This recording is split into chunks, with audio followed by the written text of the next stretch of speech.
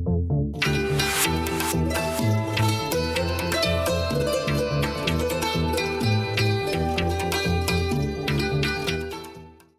alaykum tomoshabinlar. Tak, bugun biz Sherskani chaqirganmiz. Juda ham ko'p shogird chiqazgan ustozi Piri Komil deydi-ku. Ko'pchilik internetda taniydi. Moliyaviy savodxonlik bo'yicha blog olib boradilar. O'sha bloglarda xalqqa manfaatli bo'lsin deb ko'p narsalarni gapirib o'tib ketganlar. Shu maqsadda bugun bir podkastimizni yana qayta boshladik. 1 yil tanaffusdan keyin. Sherskga kutganingiz uchun ham rahmat, kelganingiz uchun ham rahmat. Shu bugungi podkastimizni endi men YouTube'da ko'p ko'rdim. Hammada taku seriozno o'tirib, ha deb yaxshi tomonidan gapirib, mana shunaqa yaxshi, mana bunaqa derkan. Unaqa maqsadda emas. Birinchidan takoy nalayt, nachili o'tirib, bemalol gaplashib, ko'pincha nima deydi, stress massiv informatsiyaga chiqmaydigan temalarni sal ko'tarishga harakat qilib, shu bahonda sizni pergovorskiy qobiliyatingizni ham tekshirib olgan maqsadda shunaqa deb chaqirib, eng katta maqsadimiz o'zi bu loyihani boshlaganimizda o'sha oldin ham shunaqa edi. Yoshlarga tushuncha berish, yoshlarning sal mirozreniyasini oshirish, bitta faqat TikTok, Instagram, Shorts, blogerlarni vayvular emas, o'shalardan sal chekkalashtirib, o'qisa, bilim olsa, o'zini ustida ishlasa, ertaga shu narsani ketidan yaxshi kadr bo'lib, yaxshi professional bo'lib turib, shuni ketidan ham yaxshi pul topsa bo'ladi degan maqsadda shunaqa har xil mavzudagi mehmonlar chaqirib suhbat qilish o'zi maqsadimiz. Shunaqa maqsadda olmoqchimiz. Shu. Bo'ldi, taklifingiz uchun avvalambor rahmat. Xursandman. Bundan oldingi podkastga chaqirishganligida ham aytdim. Men uchun suhbat qurish va men olgan ilmimni, bilimimni qo'limdan kelgancha yetkazib berish men uchun bu nima desam bo'ladi? Bir xil aytadi, zapadlo deydi. Men uchun unaqa emas. Qo'limdan kelgancha shu xalqimizga manfaatli bo'ladigan o'zim bilimimni baribir u yoqqa orqalab ketmaymiz. Qo'limizdan kelgancha taqdim qilish, bilimni ulashish va 0 kanal bo'lsa ham, misol uchun 100 ming obunachisi bo'lsa ham menga farqi yo'q. Asosiysi yaxshi suhbat va xalqimizga manfaat tegsa, shundan xursand bo'lamiz.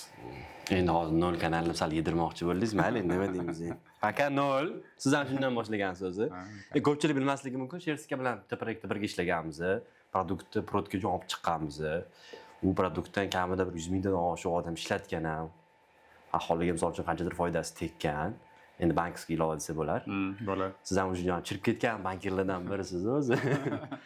Shani tanishib qolganmiz. O'sha proyektga shuni o'zi mosligini sababi ham shu ko'pincha o'zimizlarni tanishlardan boshlamoqchimiz. Keyinchalik уже, наверное, takliflarga qarab, obunachilarning zaprosiga qarab turib, o'sha kommentariyada yozib ketishsa, kim ko'rishmoqchi bo'lishganini o'shanga qarab turib gapirib ketish maqsadida. Demak, o'shanga taqaladigan bo'lsak, mana shu eng katta savol, endi ko'pchilik sizga Instagramda bermagan bo'lsa kerak, qanaqa qilib bankir bo'lib turib, endi hammada stereotip shunaqa-ku, bankir bo'lsa, galstukda takoy seryozni yuradigan odam bo'lib turib, birdaniga blogingga o'tib ketib qoldingiz-da. Blogingda ham, misol uchun, ustozingizni ham bilaman. Bratni. Bir-ikki marta kechmoqchiman, lekin hurmat qilaman. Молодец odamlar. Ular misol uchun samimiyat qilib ketyaptilar-da, prям blogingga o'tib ketmayapti-da. Qattan sizda bunaqa birdaniga blogerство degan narsaga kelib qoldingiz. Nima maqsadingiz nimaga unaqa bo'ldi? To'g'risi, shu kungacha bir nechta banklarda, bir nechta proyektlarda ishlagan bo'lsam, bu blog yuritishni o'tgan yili aprel oyidan boshlagan edim, 2024-yilda. Va shunaqa payt bo'lib qoldiki, 2023-2024, o'zingizdan xabaringiz bor, birdaniga mashinasi ko'payib ketib qoldi. Gulladi. Gullab ketdi. Gulladi. Milliardlab pullarni zaprosda odamlarning kartalaridan o'g'irlab ketish, bittasi kartadan pul o'g'irlash bo'lsa, ikkinchisi nomiga kredit olib tashlash juda ham rivojlanib ketib qoldi.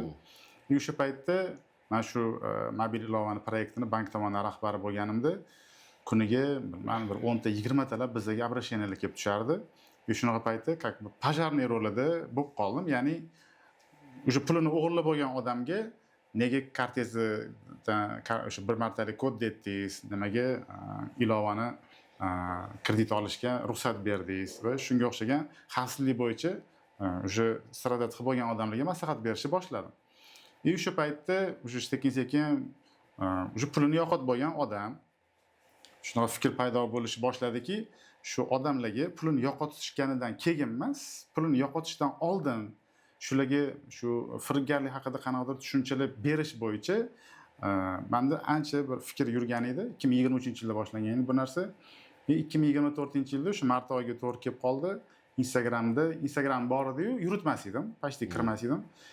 Nimadir bo'lib Instagram va YouTube'da shaxsiy brend haqida bitta video ko'rib qoldim. O'sha yerda shunaqa gap bo'ldiki, shaxsiy brend bu ishonch, mutaxassislikni yaxshi ochib beradigan bo'lsa, ko'pchilik ishonch bilan kuzatsa, u orqali ko'p narsaga erishish mumkin, ko'p ma'lumotlar berish mumkin, foydali ma'lumotlar. Shuni ketida menda demak bu shaxsiy brend, ya'ni ijtimoiy tarmoqlar orqali o'zimni shaxsiy brendimni qurish orqali, mutaxassisligimni ko'rsatish orqali, o'sha men anchadan beri o'ylab yurgan g'oyalarim, fikrlarim, ayniqsa xavfsizlik bo'yicha ko'pchilik ommaga yetkazib bera olayotganman. Ya'ni bu men o'sha izlagan yo'nalish yo bir qurol deb aytadigan bo'lsa, shu aynan Instagramni birinchi bo'lib men shu narsani o'zimda topdim. U paytda men tanimas edim, bu bank yo'nalishida kimdir shu o'zingiz ham aytdingiz, videolar chiqarishardi, lekin shaxsiy brendni qurayotgan odamlarni kam edi deylik, sanoqli edi. Unaqa aytadigan bo'lsak, hop, mass media bo'yicha shaxsiylikni brend yo'q edi. Bank va imенно bankirlar unaqa paytlar. Lekin mana Uskiy Krukda, Markaziy bankda уже o'zini brendini ko'tarib olgan xodimlari bor edi. Siz sal prosta men hayron bo'lganim, nimaga bu tomonga qarab ketib qoldingiz, o'sha mass mediaga qarab ketib qoldingiz. Именно shu narsani o'sha aytganim, ko'pchilik meni kuzatadigan bo'lsa agar, xudo xolasa, to'g'risi o'tgan yillar oxirida maqsad qo'yganim 100 mingta obunachiga yetkazish, 105 mingta bilanmi 2024-yilgacha obunachim bo'ldi, xudoga shukr. Buning uchun ya'ni shuncha odam kuzatishni boshladi. Endi o'ylang, bitta chiqaribdi, уже yordam bo'lib ketdi menimcha, kartani parolni bermaslik, kartani parol qimmatmish. Qiyin parol qo'yish. Bilasiz, 4 ta 0 hozir eng ko'p traditsiya. Kartani parolni qiyin qo'yish, keyin kartani parolni birovga aytmaslik, SMS kodlarni birovga aytmaslik va birovlarning oldida bankomatlarda, magazinlarda o'sha ko'rsatib parollarni termaslik, kartani pin kod deymiz, endi biz xalq tilida parol bo'lib ketgan. Xullas, shunaqa oddiy tavsiyalardan boshladim. Va hozir rezultatini ko'rib tursiz, xudoga shukr, ko'pchilik kuzatyapti, ko'pchilik izohlarda yozishadi, Reelsda chiqarganda meni boshimdan shu narsa o'tgan edi. Va oxirgi chiqargan videolarimda yozishyaptiki, rahmat bergan ma'lumotingiz uchun bilmagan edik, endi bunaqa narsalarni qilmaymiz. To есть, o'sha nima desam bo'ladi? Demak, xalqimizga qanaqadir foydasi tegayotgan. Asosiy maqsad shu edi. Shu joyiga kakras savol qilib, podpischiklaringiz adashmasam bugun ko'rdim, 170 mingtadan oshibdi. Tabriklayman. Shunda ishlash nakrutka. Nakrutka urilmagan, to'g'risini aytsam. Boshida endi men yangi ijtimoiy tarmoqqa kirib kelganimda, boshida deyarli har bitta videoyimga target yoqardim o'zim. Keyinchalik bilsam, bu target majburlab auditoriyaga videoingizni ko'rsatish, qo'pol qilib aytganda. Xohlamagan odamda videoingiz chiqib kelaveradi. Buni bitta minus tarafi, sizni qaysi videoingiz va qaysi tema auditoriyangizga qiziq yoki qiziq emas, yaxshi qabul qilinganini bila olmaysiz, chunki hammasida targeti prosmotr katta bo'ladi. Sekin-sekin shu bilimlarni olishni boshlagandan keyin bir 10 tami, 12 ta videodan keyin umuman deyarli 1 yildan beri target yoqmayman hozir videolarimga. Shunda videoni chiqaraman, o'zim kuzataman videoni. Gif ham bunaqa narsalar bo'lmaydi. Hammasi xudoga shukr живой auditoriyada. Endi yana bitta narsa ketmoqchiman. O'tgan yil ham biz proyekt qilganimizda, misol uchun 3 tami, 4 ta seriya chiqazgan bo'lsak, hammasini cho'nchigimizdan sotganmiz-da. Bizniki endi mayli tushunsa bo'ladi. Biz yarim kun vaqt yo'qotamiz. Misol uchun studiya, kamera, montajyor, balo-battarligi u yoq bu yoq normal summa ketib qolardi. 1,5 million, 2 million atrofida bitta seriyani o'ziga chiqarishiga vaqt ketib, budjet ketardi-da. Endi biz ko'pchilik bo'lganimiz uchun bizga bilinmas edi. Biz o'zimizni ham o'z bilasiz, ishimiz bor, ish yaxshi ko'ramiz. Biz misol uchun mansab uchun yoki oylik uchun emas, o'sha ish yoqqani uchun. Men ham o'zi o'sha bankirman. Bankka gullatib keyin IT sferaga o'tib ketib qolganman. Zerikkanimdan keyin. O'shanga men prosta qiziqtiradigan narsam shuncha rasxodni budjetni qilyapsiz-da, o'zi maqsad nima undan? Chingizni gapi bor-ku, ma'no nima, maqsad nima deyki, shunga o'xshagan narsada. Boshida to'g'risi men bu blog yuritish orqali qanaqadir monetizatsiya qilish mumkinligini bilmaganman, to'g'risi. Gapiring. Hali menda unaqa bilim bo'lmagan. Chunki bilim bo'lmagan bo'lsa ham, lekin tushuncha bo'lgan. Tushuncha, to есть yo'nalish bank, bilasiz. Bankka nisbatan har xil qarash bor bank yo'nalishiga. Bu yo'nalishda kimdir menga reklama berishi mumkinmi degan savol bo'lardi menda, lekin hadan ko'ra ko'proq yo'q degan javob bo'lardi menda. Chunki endi men o'zim bankda ishlayman, как бы konkurent bank reklama qilib qo'ysiz. deb shunaqa deb ko'p nyuanslari ko'pda. Misol o'zim biznesim bo'lsa, chiqib mana buni oling, masalan, notebook bo'lsa, mana bunaqa notebook sotaman, magazinim manba, kelinglar zo'r, nimadir qilib olib chiqsam, o'zim biznesim unga вкладываться qilsangiz bo'ladi. Endi bu yerda boshida faqat o'zim shaxsiy brendimni qurganman, foydali ma'lumotlar berishdan boshlaganman. Keyin sekin-sekin shu yo'nalishga kirdim, shaxsiy brend bo'yicha o'qidim, mobilografiya bo'yicha o'qidim. O'shandan keyin bilimlar oshdi. Monetizatsiya qilishning har xil yo'llari bor ekan. Faqat reklama emas. Misol uchun kurs sotsangiz bo'ladi, onlayn kurs misol uchun. Infotsiganstvo. Infolutvoz. O'zbekcha tarjimasi yo'qdi lekin menga misol uchun bor. Infolutvoz chiqdi. Joyi ko'rdi-da, shu so'zi bor. Kim qani qarashi bor. Ko'pchilik shunaqa deydi, to'g'ri. Kurs sotadiganlar ko'payib ketgan. Qaynab ketgan-ku. Kim o'rganchi hamma bepul intensiv, bepul nimadir, 2 kunlik bepul dars qilib sotayotganlar ham bor. Lekin ularning ichida haqiqatda foydasi beradigan kurslar ham bor. No, men aytmoqchi bo'lganim, foydasi beradigan kurslar bor, yo'q emas. Haqiqatan zo'r professionallar bor, lekin ularda sarafanda radio zo'r ishlagani uchun ular уже mass mediaga reklama berish ham shart bo'lmay qolyapti-da. Уже ahamiyat berdim, уже просто o'sha kurschi o'zi blog yurg'izadi, Instagramda unaqani targetsiz, bez reklama, o'zini normal auditoriyasi bor. Просто aytadi, misol uchun, men potokim tugatdim, yangi potok olyapman, xohlasalaring kelaring deydi. O'shani o'zi yetar ekan-da. Уже mana shunaqa uровень, sizdan shunaqa уровеньchi. Просто men bu narsani nimaga ko'taryapman? Ko'pchilik o'ylaydi-da, endi baribir, kameradan oldin telefonni qo'yib qo'yding, bo'ldi, u yoqda. Любой narsani o'zini qiyinchiligi bor ekan-da. Biz ham kirib kelmasdan oldin bilmas edik. Biz ham o'ylagandik, boramiz studiyaga, misol uchun 1 million so'm, 1,5 million so'm pulni beramiz, bo'ldi shu bilan deb. U ichida videoni misol uchun narezka qilishingiz kerak, teaser qilishingiz kerak, o'zbekcha klik etgandan klikbet chaqirishingiz kerak, такой dahshat, shok, voy, o'ldi, urdi, kimlar qildi, va deydi-da, eng qiziq joyda to'xtatib qo'yib qolganini ikkinchi videoda ko'rasiz. Mana shunaqa narsalar, o'sha maqsadda gapingiz bo'lin, ko'tarib kelgani sababi shunda, yana что это не дешевое увлечение, bu arzon увлечение emas bu. Shunaqa. Bu просто ras kirding, pulini berding, bo'ldi emas. Bitta chiqarding, keyin yana chiqarishing kerak, yana chiqarishing kerak. O'sha maqsadda aytmoqchimanki, o'sha yoshlarga что boshlamoqchi bo'lsanglar, boshlanglar, har doim qilish kerak. Chunki qancha ishingizdan nima qilsan bilmaysan, hamma narsani faqat qilib ko'rish kerak. Yo'qotgan bo'lsa qilib ko'rish kerak. По-любому. Agar finansiy bo'ladigan tomoni bor bu увлечениеni, bu arzon, hobbi emas. O'shanga приблизительно mana misol uchun 1 yil bo'lgan bo'lsa boshlaganingizga qancha расход ketib qoldi mana shu blogingizga ketdi, mana shu kurslarnikini iloji bo'lsa alohida, приблизительно summa. И mana bu kontent chiqarishingiz, chunki sizda ham blogografingiz bor, o'zingiz syomka qilib yurmaysiz-ku, shu joylar. Endi qarang, birinchi qismidagi savolingizni men davom ettirsam, ijtimoiy tarmoq yuritib ko'rish kerak, lekin bitta narsa bor. Auditoriya sizni qanaqa qabul qilishiga bog'liq. Ya'ni shaxsiy brend qurmoqchi bo'lsangiz, yaxshi shaxsiy brend quradiganlar ham bor, yomon shaxsiy brend quradiganlar ham bor. Yomoni qanaqa? Misol uchun qo'pol qilib aytganda, chiqib yalang'och o'ynasa, million prosmotr, million auditoriya yig'ib oladi. Misol uchun, chiqib bitta mashhur odamni so'kib chiqsangiz ham, u moshni hype bo'ladi, prosmotrlar bo'lib ketadi. Lekin buni ketidan u sizga qanaqa obunachilar keladi birinchidan? U sizga ishonadimi? Sizni mutaxassis sifatida qabul qiladimi? Ertangizni qanaqa kuzatadi ular? Sizdan nimadir sotib oladimi?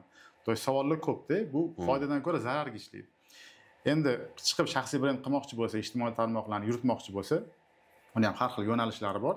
Agar foydali, haqiqatda mutaxassis bo'lsa, o'sha o'zini mutaxassisligidan kelib chiqib foydali ma'lumotlar berib borsa bo'ladi. Bu faqat o'zini mutaxassis sifatida ko'rsatishiga, unga ishonch ortishiga va uni kuzatishiga, haqiqatda uni kuzatuvchilarga qanaqadir ценность deydi-ku, bera olishiga sababchi bo'ladi.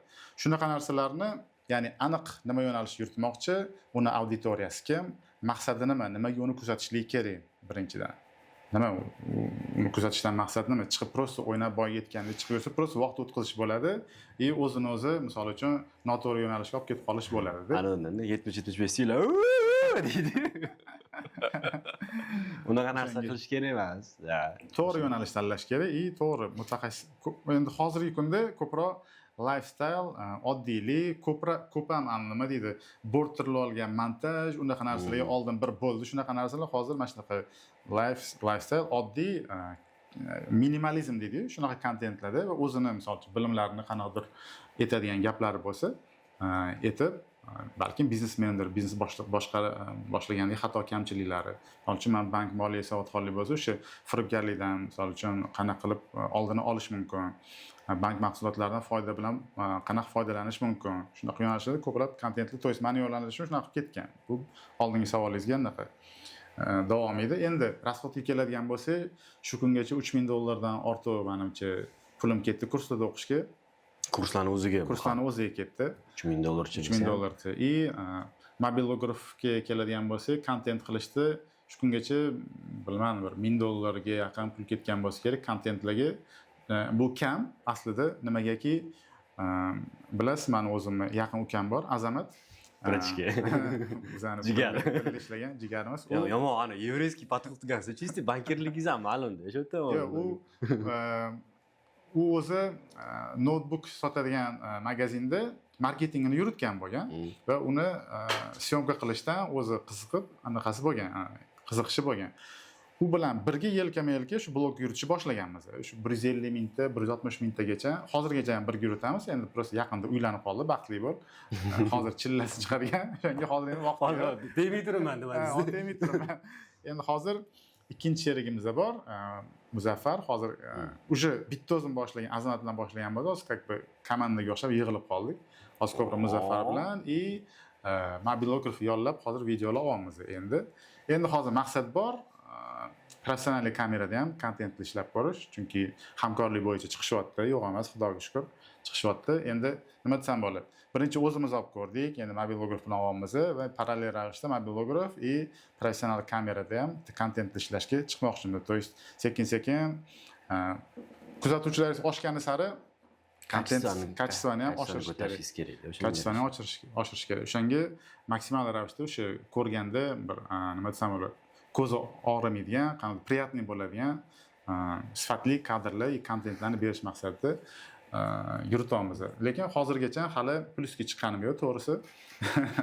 Studiyalar hammasi bilasiz, rasxod. Bitta meni plyusim o'zim mobilografiya kursida o'qiganim uchun syomka qilish, montaj qilishni bilaman. Bir xillarda o'zimni syomka qilib yoki o'sha Azamat syomka qilib berganda hamma montajlarimni shu paytgacha o'zim qilganman. Oxirgi bir 4 ta 5 ta videoda endi hozir mobilograf syomka qilib, mobilograf anaqa qilib beryapti, montaj qilib beryapti. O'zim ishim ham bor, siz ham aytdingiz, ishimiz ham bor. Vaqt taqsimoti ham bu yerda katta rol o'ynaydi. Chunki o'zim kontent plan qilsam, o'zim g'oya qilsam, o'zim keyin syomkani qilib, uni yana montajiga ham normal vaqt ketib qoladi. Kamida 1-2 soat vaqt ketib qoladi. Chunki o'zingizni kontentingiz bo'lganidan keyin detalligacha, kichkinasigacha vaqtingizni ayamasdan o'sha ko'nglingizga chiqmagungacha qilib o'tiraverasiz-da. Chunki o'zingizdan chiqib qolasiz-ku bu narsada. O'shanga ko'p vaqtim boshqalarga nisbatan ko'p ketib qolardi. Kontentni ko'proq ishdan kechki vaqtlarda hozir shunaqa paytga o'tganman, rejimga o'tganman. Bir haftada bitta kunni belgilayman.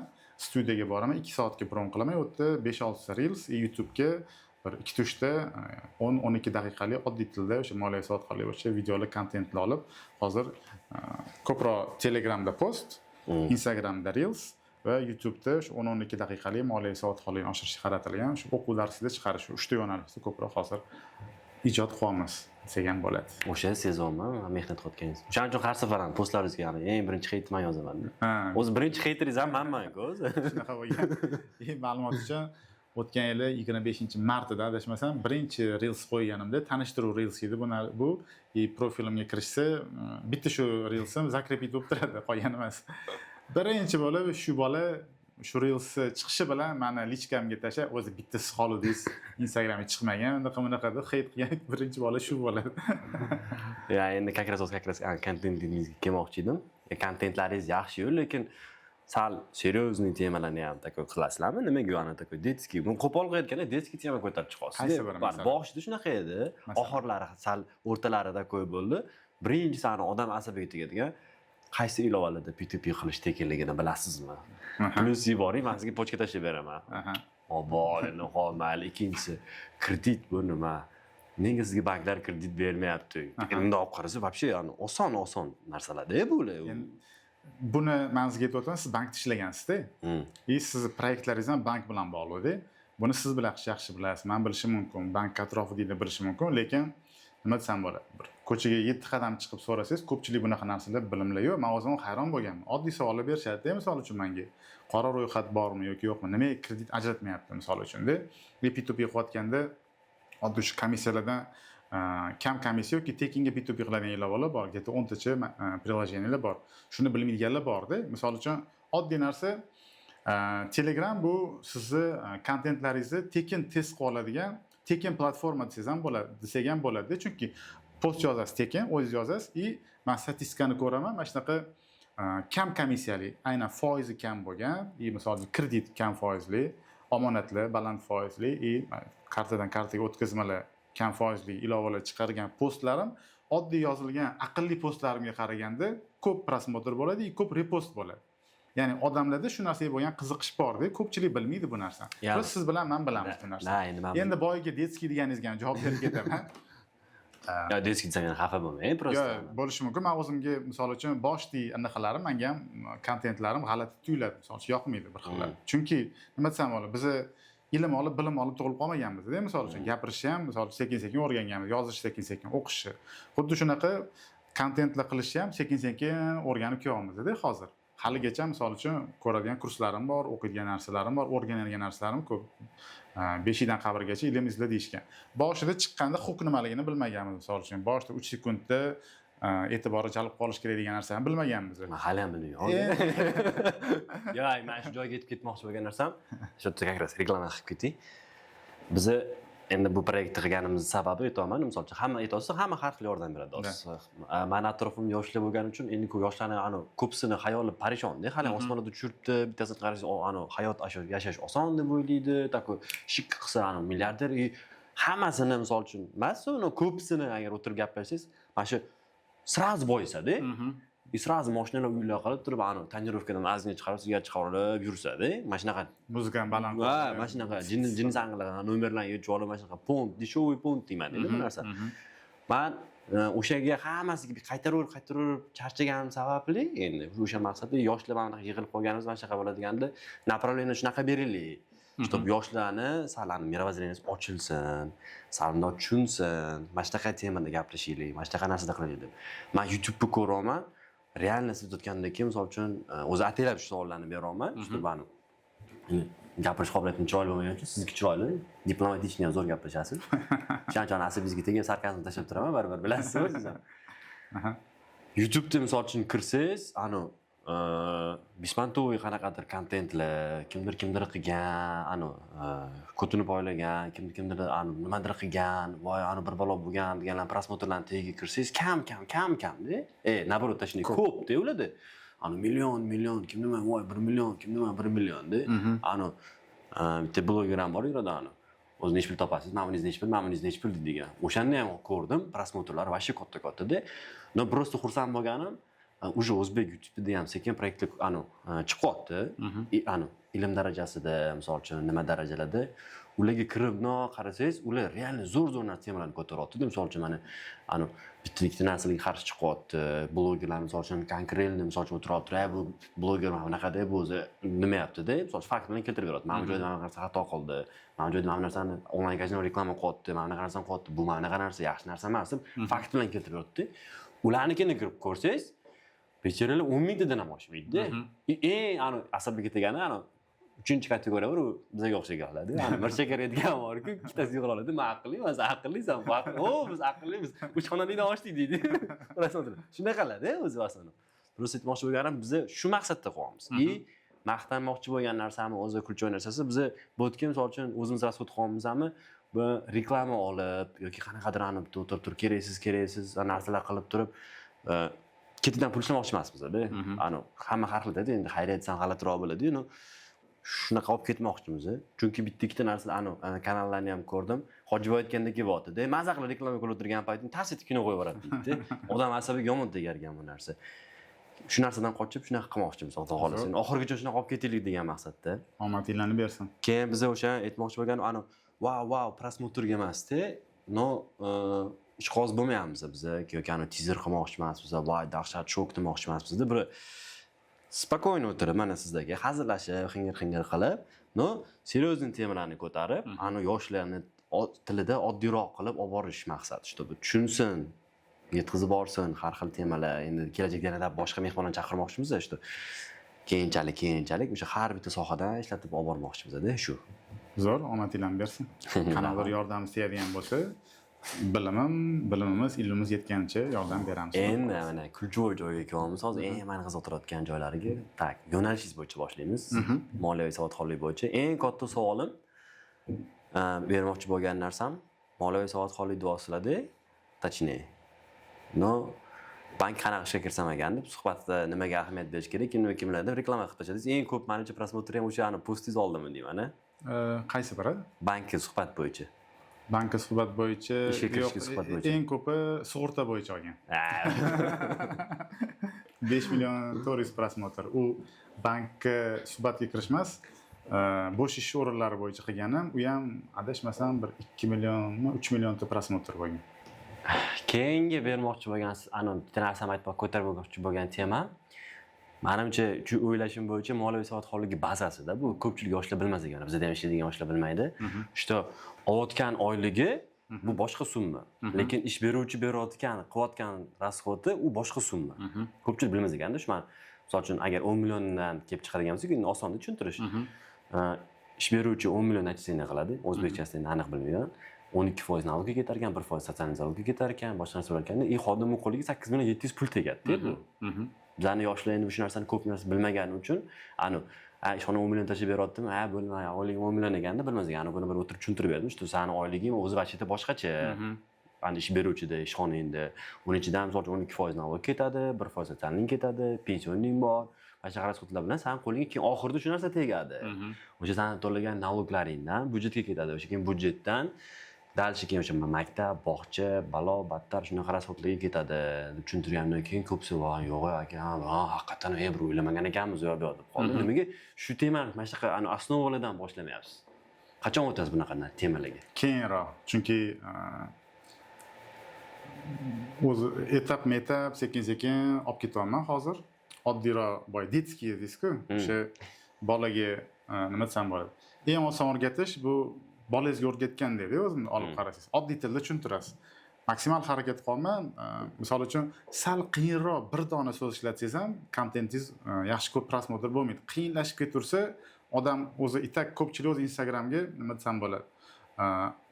Qo'pol qilib aytganda aqlli gaplarni eshitgan emas. Qanaqadir ko'pchilik boy o'zingiz ham aytib o'tdingiz, vaqtini xursandchilik qilgani, qanaqadir o'sha o'yin kulgi qiladigan bir kontentlarni ko'rgani kiradi ko'pchilik, bu statistikadan ma'lum. Va endi shunaqa ko'rayotgan odamda yana ham qiyin gaplardan iborat anaqa chiqaradigan bo'lsangiz, kontent bu почти ko'rilmaydi-da. Bir qiziqish ham kam bo'ladi. Endi bu temani aytmoqchi bo'lganim, YouTube'ga olib chiqish kerak buni, chunki bu Reels bilasiz, optimal vaqti 45 sekunddan 1 minutgacha. Hozir 2 minutlik Reelslar ham qo'yilishi mumkin, 8 minut, 10 minutliklar ham qo'yishyapti. Endi ular ko'proq ijtimoiy nima deydi, temalarda, mavzularda olib chiqishayotgan yoki hayotiy voqealarni olib chiqishayotganlar bor-ku, voqea ustiga voqea qurilib ketaveradi. Shunaqalarni ko'p vaqtli prosmotr bo'lishi mumkin. Buni yo'li men o'zimni anaqa rejalarimdagi YouTube'ga qilish, hozir aytdim, YouTube'ga moliyaviy savodxonlik bo'yicha kontentda qo'yaman. Hozir oddiy garov nima, kafillik nima? Sekin bankdan bu yoqqa qarab kelyapsiz. Sekin garov nima, kafillik nima, ular qanaqa plyus minuslari bor YouTube'da yana videolarimda. Yo'qda birov nomiga kredit olish qanaqa oqibatlarga olib keladi. Misol uchun, shunaqa mavzulardan boshlab, keyin sekin bunaqa sal nisbatan qiyinroq bo'lgan mavzularni olib chiqish niyatim bor. Endi 1,5 yil bo'ldi. Sabr qilib turing endi. Ya endi razul mavzuni ko'tarib osonroq tushuntirsa ham bo'ladi-ku. Bu narsani yo'q, keyinchalik. Prosta aytmoqchi bo'lganim, mana shu narsalarni ham ko'psi yoshlar bilmas ekanda. Mana shu narsadan to'laysan, endi qaradimman, sen 10 millionga gaplashding, misol uchun qaysi chet davlatlarda bor ekanda shu narsa. U oyligini qanaqa gaplashding? 1 yilda derkan, misol uchun, sani oyliging derkan, 120 million derkanda bo'ldi. U nalog ichiga kirmas ekan. Qaysiligini aytdi, esimda qolmadi. O'shandan prosta aytmoqchi bo'lganim, keyin u 120 millionni har oy ishxonasidan olar ekanda, o'zi nalog to'lar ekanda. O'shaning uchun keyin ularni men soliq to'layman deyishni boshlaydi. Menimcha mana shu narsani yoshlarga tushuntirishi boshlansa, sekin-sekin o'shanga qarab turib, может, o'zgarar bilan ham, что, siz nima qiladi? Endi bu 10 millionda misol uchun har oy где-то 1,5 million pul ketib qoladi-da. Buni olib qarasangiz. Endi farqini 20 million olyapsiz, qancha har oy 3 million pulingiz yo'q deganda. No budjetga ketadi, ham hech kim sizdan o'g'irlamayapti, boshqa narsa qilmayapti. No budjetga ketadi u narsa. Shu joylarini ham mana shunaqa tomonlarni moliyaviy. Keyin yana ana boyagi influentozga o'xshagan narsa qayerdadir eshitib qoldim shu narsani, mass mediada eshitdim adashmasam. Ana chiqibdi-yu, moliyaviy gigiyena degan. Voy, shu joyga buraldim lekin kim o'ylab topgan bo'lsa ham malades bo'lsa kerak. Yozda o'zini gigiyenasiga qaramaydigan odamlarga moliyaviy gigiyena qanaqa tushuntirar ekan shu joy. Eshitmagan ekanman. Eshitdingizmi? Mana sizga yangilik edi. Moliyaviy gigiyena degan narsa chiqib keldi. Poyez ko'raman chiqdi. Shunaqa narsalar ham chiqib kelganda hozir udarение ko'p bo'lyapti. Keyin menimcha shu narsani просто odamlarga bir Markaziy bank kelganimizda ham o'shandan tema ko'tardik. Bir yaxshi bo'ldi, lekin hozir yana sal susaydi. Shuni menimcha yana sal ko'tarish kerakmi deyman-da. Esingizda bo'lsa, odam savdosi ko'payib, hamma Rossiyaga ketganda sotib bir-birlar qilganda televizorni yoqasizmi, radioni yoqasizmi, даже mikrovolnovkadan Marat ismli shaxs degan chiqib keldi. Hozir yoshlar bilmaydi, reklamasi bo'ladi-yu. No, уже Marat ismli shaxs desangiz, уже hamma tushunyapti-da prikol nimaligini. Menimcha shunaqa tema qilib, yana bir qilib o'tkazib yuborish kerak deyman. Odamlarga tushuntirish kerak. Nima bo'yicha? Kodingni berma, anonimni berma. Hozir hamma banklar aktivlashib qolgan. Chunki menda yo'nalish shu bo'lgani uchun Telegramda hamma bank kanaliga podpisanman. HR ga ham, o'zining asosiy kanaliga ham Markaziy bank bormi? Kunda kunora Markaziy bank o'zida ham chiqadi. Finlit degan nafasi bor, bilasiz, yo'nalishi bor, moliyaviy savodxonlik bo'yicha. O'sha yerda ham ko'p shunaqa mavzular ko'tarishadi. Banklarning o'zi ham hozir bunaqa kontentlarni ko'tarishni boshlagan. To есть oldingiga nisbatan 2-3 yil oldinga nisbatan hozir aynan shu ijtimoiy tarmoqlarda aktivlik bu yo'nalish bo'yicha juda ham katta. Moliyaviy savodxonlik, firibgarlikka qarshi kurashish, kodini etmaslik, bu qanaqa oqibatlarga olib kelishi mumkin, qiyin kod qo'yish kerakligi, birovga etmaslik va men o'zim har doim aytaman, bu kartani pin kodi bu uyda turgan seyfi parol bilan bir xil narsa. Chunki seyfda naqd pulingizni saqlaysiz, uni kodini chiqib hayotda hech kimga aytmaysiz. Kartada beznachlik pulingizni saqlaysiz. Uni magazindan turib olib parolingiz nechi? 4-7, 4-7mi? Ha, 4-7. Men ishxonani oldidagi magazinchi ham kodimni biladi hali ham. Mahalladagi magazinchi ham biladi. Endi qanaqa qilib endi bunaqa? Shunaqa bo'lib ketgan. Ya'ni bu boshidan bunaqa narsalar endi qon-qonga singib ketgan. Ko'pchilikda haligacha shunaqa fikr qolib ketgan. Kartani pin kodini sotuvchi terish kerak, sotuvchiga aytish kerak degan narsa qolib ketgan. Sotuvchilarning o'zi ham qolib ketgan va kartani egalaridan qolib ketgan. Shu joyiga men gapingizni bo'laman. Turtki bo'lgan narsa, eng katta turtki bo'lgan narsa, boshidan aytaman, o'zbekcha tadbirkorlik bo'ladi. Любой нормальный davlatga kirsangiz, soch yomonlash emas, boshqa narsa emas. No, shu joyda sal boshda propust qilib ketilganda, любой современный yoki boshqa bitta davlatga kirsangiz, terminal sotuvchiniki alohida, yonida pinpad deyiladi, alohida, uskunasi turadi. Ekranchiki bilan, o'sha ekranchikida summa ko'rsatilgan. Keyin o'sha yerda отдельный klient o'zi bunday bekitib kodini teradi. Bizda boshdan-bosh terminal olib kirilganda men hech bir ko'rmaganman. Даже banklar o'zi ham o'sha pinpad bilan tarqatgan. Ahamiyat berganmisiz? Bo'lgan. Menimcha o'sha boshidan shu narsa sal upustit qilinganligi uchun bu yoqqa keyin shunaqa bo'lib ketganmi deb o'ylayman yana. Bo'lishi mumkin balkim. Shu narsadan ham bo'lishi mumkin-da, chunki hech bir menimcha endi sal kartinkalarda bitta ko'rishni boshladim. Ya'ni hamma kassalar chiqib ketyapti hozir ko'rgan bo'lsangiz. Ko'pchilik QR kod bilan telefondan to'lashlarni anaqa ketishdi. PayMe'da bor, Click'da bor, eng populyar anaqalarda ilovalarda o'sha katta tarmoqlarda endi o'zi telefonidan to'lash yo'lga qo'yilyapti. Bo'lishi mumkin, boshidan yo'nalish boshqacharoq ketilgan bo'lishi mumkin, balkim. No, hozir уже ko'pchilik aytayapti, bu narsalarni aytayapti. O'zi pin kodini terishga so'rayotganlar o'sha sekin-sekin paydo bo'ladi. Qo'shimcha qilmoqchi bo'lgan narsam poygini biz faqat hozir siz aytyapsiz, mass mediada aytyapmiz, Telegramda hamma mass mediada aytyapti. Da, bu narsa to'g'ri, lekin eng bir analiz qilib ko'rganimizda, oldin hozir svej statistika emas, oldin analiz qilib ko'rganimizda ko'pincha shunaqa mana bizning tilda aytganda tupoyskiy lavoshkalarga tushayotganlar 45-55 pluslarda. Ular bunaqa sotsial saytda uncha o'tirishmaydi, boshqa narsa emas. Men aytardim, har doim hozir ham aytaman. Misol uchun qanaqadir kraja bo'lsa, qanaqadir nimadir bo'lsa, birinchi yoshlik aytaman, keyin обязательно quloqqa taylab qo'yaman. Uyga borganingda yoshi katta kim, oyingmi, adangmi, buvingmi, babushkangmi 2 marta qaytarasan, обязательно. Chunki sen eshitasan, shu bilan qolib ketasan, miyangni qolib ketadi. Sen u yoqgacha yetkazib bormaysan, yoshi kattadimi? Masalan, televizor ko'rishadi. Hozir trendga chiqib ketdi-yu. Bir bola kelin. Yana bir bola kelin. Shunaqada, nima? Misol uchun babushkam uyda borlik, pensiyalarni kartada oladi-da. ulargacha man televizorda qo'yishmayapti. Bir boyagi savolim nima deydi? Televizorda zo'r ko'tarishdida, keyin shu bilan qolib ketdi. Hozir televizorda yo'q-da. Просто televizorga yana qaytsa ancha yaxshi bo'lardi. Просто iltimosi shu yosh pokoleniya, shu yosh katta pokoleniyaga iloji boricha etish kerak-da. Mana shunaqa etmanglar, iltimos etmanglar, mana bunaqa ekan, yana u kim so'rasa etmanglar. Bu narsa bo'lsa menga ayting, men maslahatlashing. Men qildirib beraman yoki nimadir qilib beraman deyishganda. Chunki ana oyimga ham ko'p telefon qilishadi-da. Telefon hozir deyiladi, keyin undan qo'yiladi, keyin menga o'qimani telefon qiladi. Endi ko'pincha biz oform qilamiz endi oyimning nomlariga. Предварительный misol uchun mana kredit olmoqchimiz o'zi. Telefon qiladi. Ha, men bankdan telefon qildi, qanaqadir kredit olingan ekan, nima ekan, bir nima ekan. Kim qildi oyi? Eng kulchuvchi joyi hali ham ishlayotgan narsa ekan. Har xil mashinniklik qilayotganda o'zbekcha gapirsangiz bo'ldi. Sezdingizmi shu narsani? To'g'risida telefon qiladi. Ha, ko'pincha ani o'rsa telefon qiladi, o'zbekcha o'zbekcha gaplashdim deyman. Agar misol uchun o'zbekcha gaplashdi desalar, bo'ldi, o'zim gaplashaman, nomerni olib qo'ying, bo'ldi deyman. Ya agar misol uchun shu bilan даже ahamiyat ham bermay gaplashmang. Agar o'zbekcha gaplashdim, men o'zbekcha gaplashsalar, keyin misol uchun nomerni so'rab telefon qilishga harakat qilaman. O'zimga ham ko'p telefon qilishadi. Yo'q, kelib odamga ham telefon qilishadi. Menga ham telefon qilishgan edi paytlar. Ancha o'tgan edi qilishgan edi mana. Bizda nima bo'ldi? Короче, bir soat bittasi bilan o'tirib sporlashdik, tortishdik, voy tushmayman dedik, u dedik. Asabiga tegib o'tiramiz. Na prinsip asabiga tegib o'tiramiz. Endi qo'ymoqchi bo'lganida, Photoshopda yasalgan peymenni anonsi rasmi bor edi, glavniy ekranni 90 million, 90 chimda kartasida puli bor. Yo menda u birlashini, yo menda peymen bor deb ko'rsatdim. 90 millionni bilandi. Fake ko'rsatdim. Ular videosidan Telegramdan telefon qildi. Qanaqadir Markaziy bankdan akkauntlar ochib olishgan. Bayroqlar qo'yib olishgan bo'lar unda ko'rsangiz. Mana faqat ma'munim bor deb yozgansiz-ku. Voy o'tab turing, yurishdik, yo'lga o'tib ketishdi, bu bo'ldi. Короче, oxirida keyin ular bilan urushib ketishdik, so'kishib ketdik, bola-battar bo'ldi. Keyin oradan 2 hafta ham o'tganiga, уже har xil odamlar telefon qildi. Hozir siz menga telefon qilsangiz, qanaqadir kredit bo'yicha balo-bat turib, maska qilganim yo'q dedim. Bittasi bilan keyin ikkinchisi telefon qildi, maska qilgan. Uchinchisi telefon qildi, keyin tepib qoldi. Men ular bilan shikayat qilganman-ku. Ular keyin akasi aytsa, men nomerimda boshqalarga telefon qilar ekanda. Tushunasizmi? Keyin yana bittasi telefon qildi, yosh kattaroq mana shunaqa dedi. Endi yosh kattaroq tushunsa bo'ladi. Nimadir bu paxomomi kraja bo'lganmi deyman. Mana shunaqa bir achchot jahllari chiqib ketadi. Aytdim, telefon qilganim yo'q dedim. Agar nima bo'ladigan bo'lsa, aka bemalol GUVDga boring aytdim, prokuraturaga boring. Bemalol aytdim, zaявление yozaverlik. Men emas.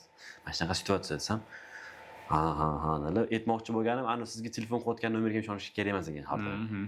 Har doim. Ko'pincha sotli telefonlardan telefon qilishadi. Ruscha gapirishadi. Bir xil mavzu qaysi tashkilot xavfsizlik bo'limidanmi, qaysidir viloyatda bir g'alati ism aytadi, sizni akkauntingizga kirishga harakat qildi, biz uni hozir blokda ushlab turibmiz, siz yo siz emasligingizni tasdiqlash uchun kod yuboramiz, e'tiboring bitta. Bu bitta. Anaqa.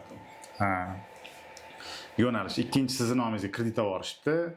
Biz o'shani ushlab qoldik. Bu siz yo siz emasligingizni bilish uchun o'sha siz o'zingiz ariza bersangiz, biz nimadir qilib отказ boramiz deb xullas.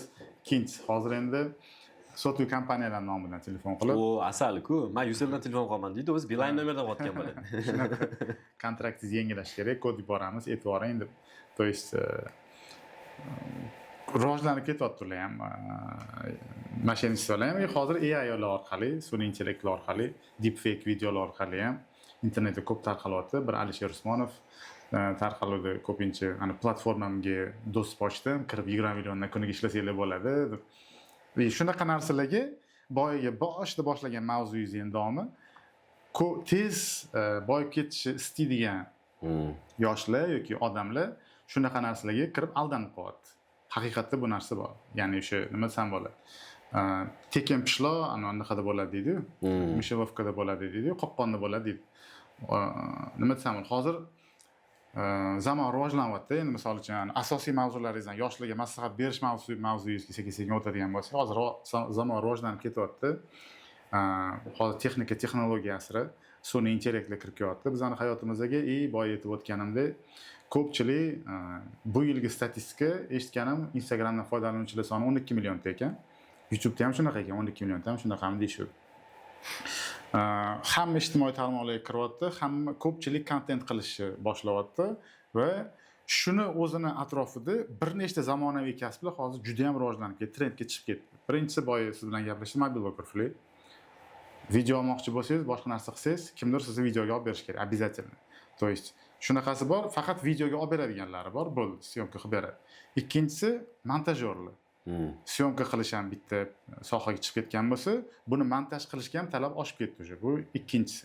Uchinchisi endi SMM menejerlar. Ya'ni o'sha akkauntini yuritish kerak, kontent planlar qilish kerak, strategiyalar qilish kerak. Ya'ni o'sha ijtimoiy tarmoqni yuritmoqchi bo'lgan odamga o'sha mana uchinchi soha SMM kirib keldi. SMM ichida o'sha targetologi bor. Misol uchun hozir zamonaviy anaqasi yana bittasi prodyuser chiqib ketdi. Kimga? Prodyuserlik qiladi anaqalarni. O'sha o'zini olib chiqmoqchi bo'lganlarni, shaxsiy brendini yuritmoqchi bo'lganlarga Короче, pritkadi. prodyuserlik qiladi-da. O'zini production studiyalari bor misol uchun. И studiyalar ochish bitta yo'nalishga chiqib ketdi misol uchun. Studiyalar ham оборудованияларni mana kamera, svetlarni alohida olib kelib, mikrofonlar boshqasini beradiganlar chiqib ketdi. Misol uchun bitta shuni atrofida aytmoqchi bo'lganim hozirgi yangi trend esa sun'iy intellektlar.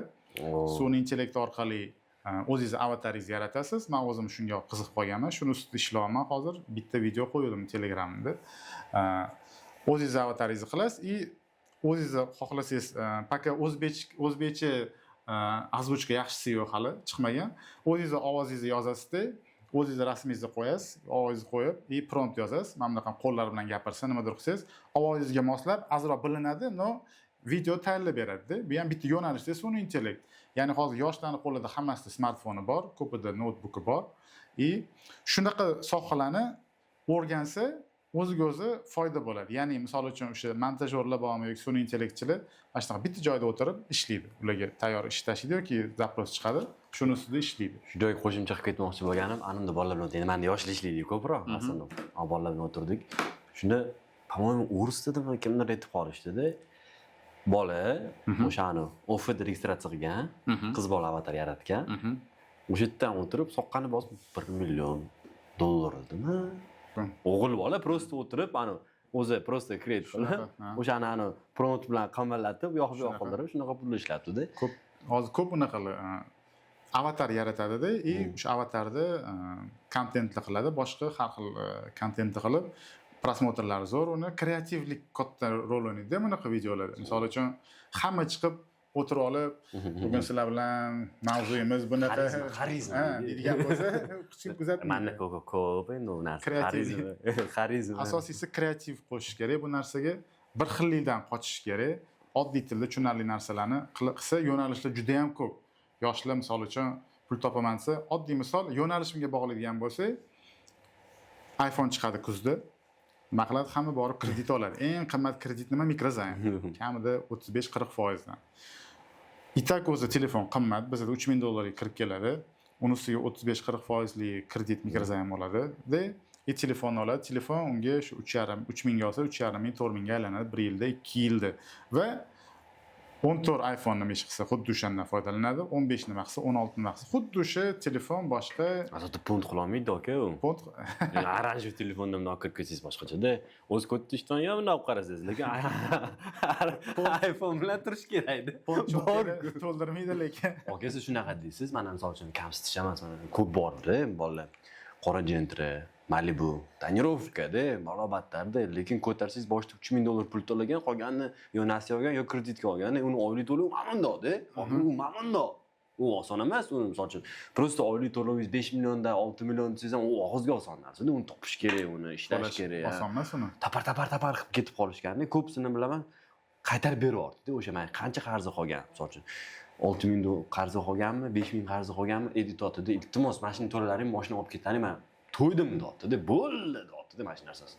Bu o'zani ikkinchi savolga kelmoqchi edim, o'zi yaxshi desam, o'zi ochilib qoldi konkret. Hali birinchi savol tugamadi lekin. Bo'ldi. Hali tugamadi. Mayli. Tugatib olishimiz kerak. Qo'shimcha mayli. Prosta shuni aytmoqchi bo'lganim, mana shu joy mayli. Bu boshqa oson narsa emas-da bu. Ikkinchi, ya'ni ключевой joyni mayli keyin tugataman, ikkinchisi boshlansin. Gapingiz mayli tugatib qo'ya qoling. Aytmoqchi bo'lganim, ikki xil toifa odamlar bor. Men iPhone misol qilganim, eng trendiga hamma kerakli narsa. Oladi aytmoqchi bo'lganim, bitta oldingi versiyada nima ish qilayotgan bo'lsa, shu ish qiladi.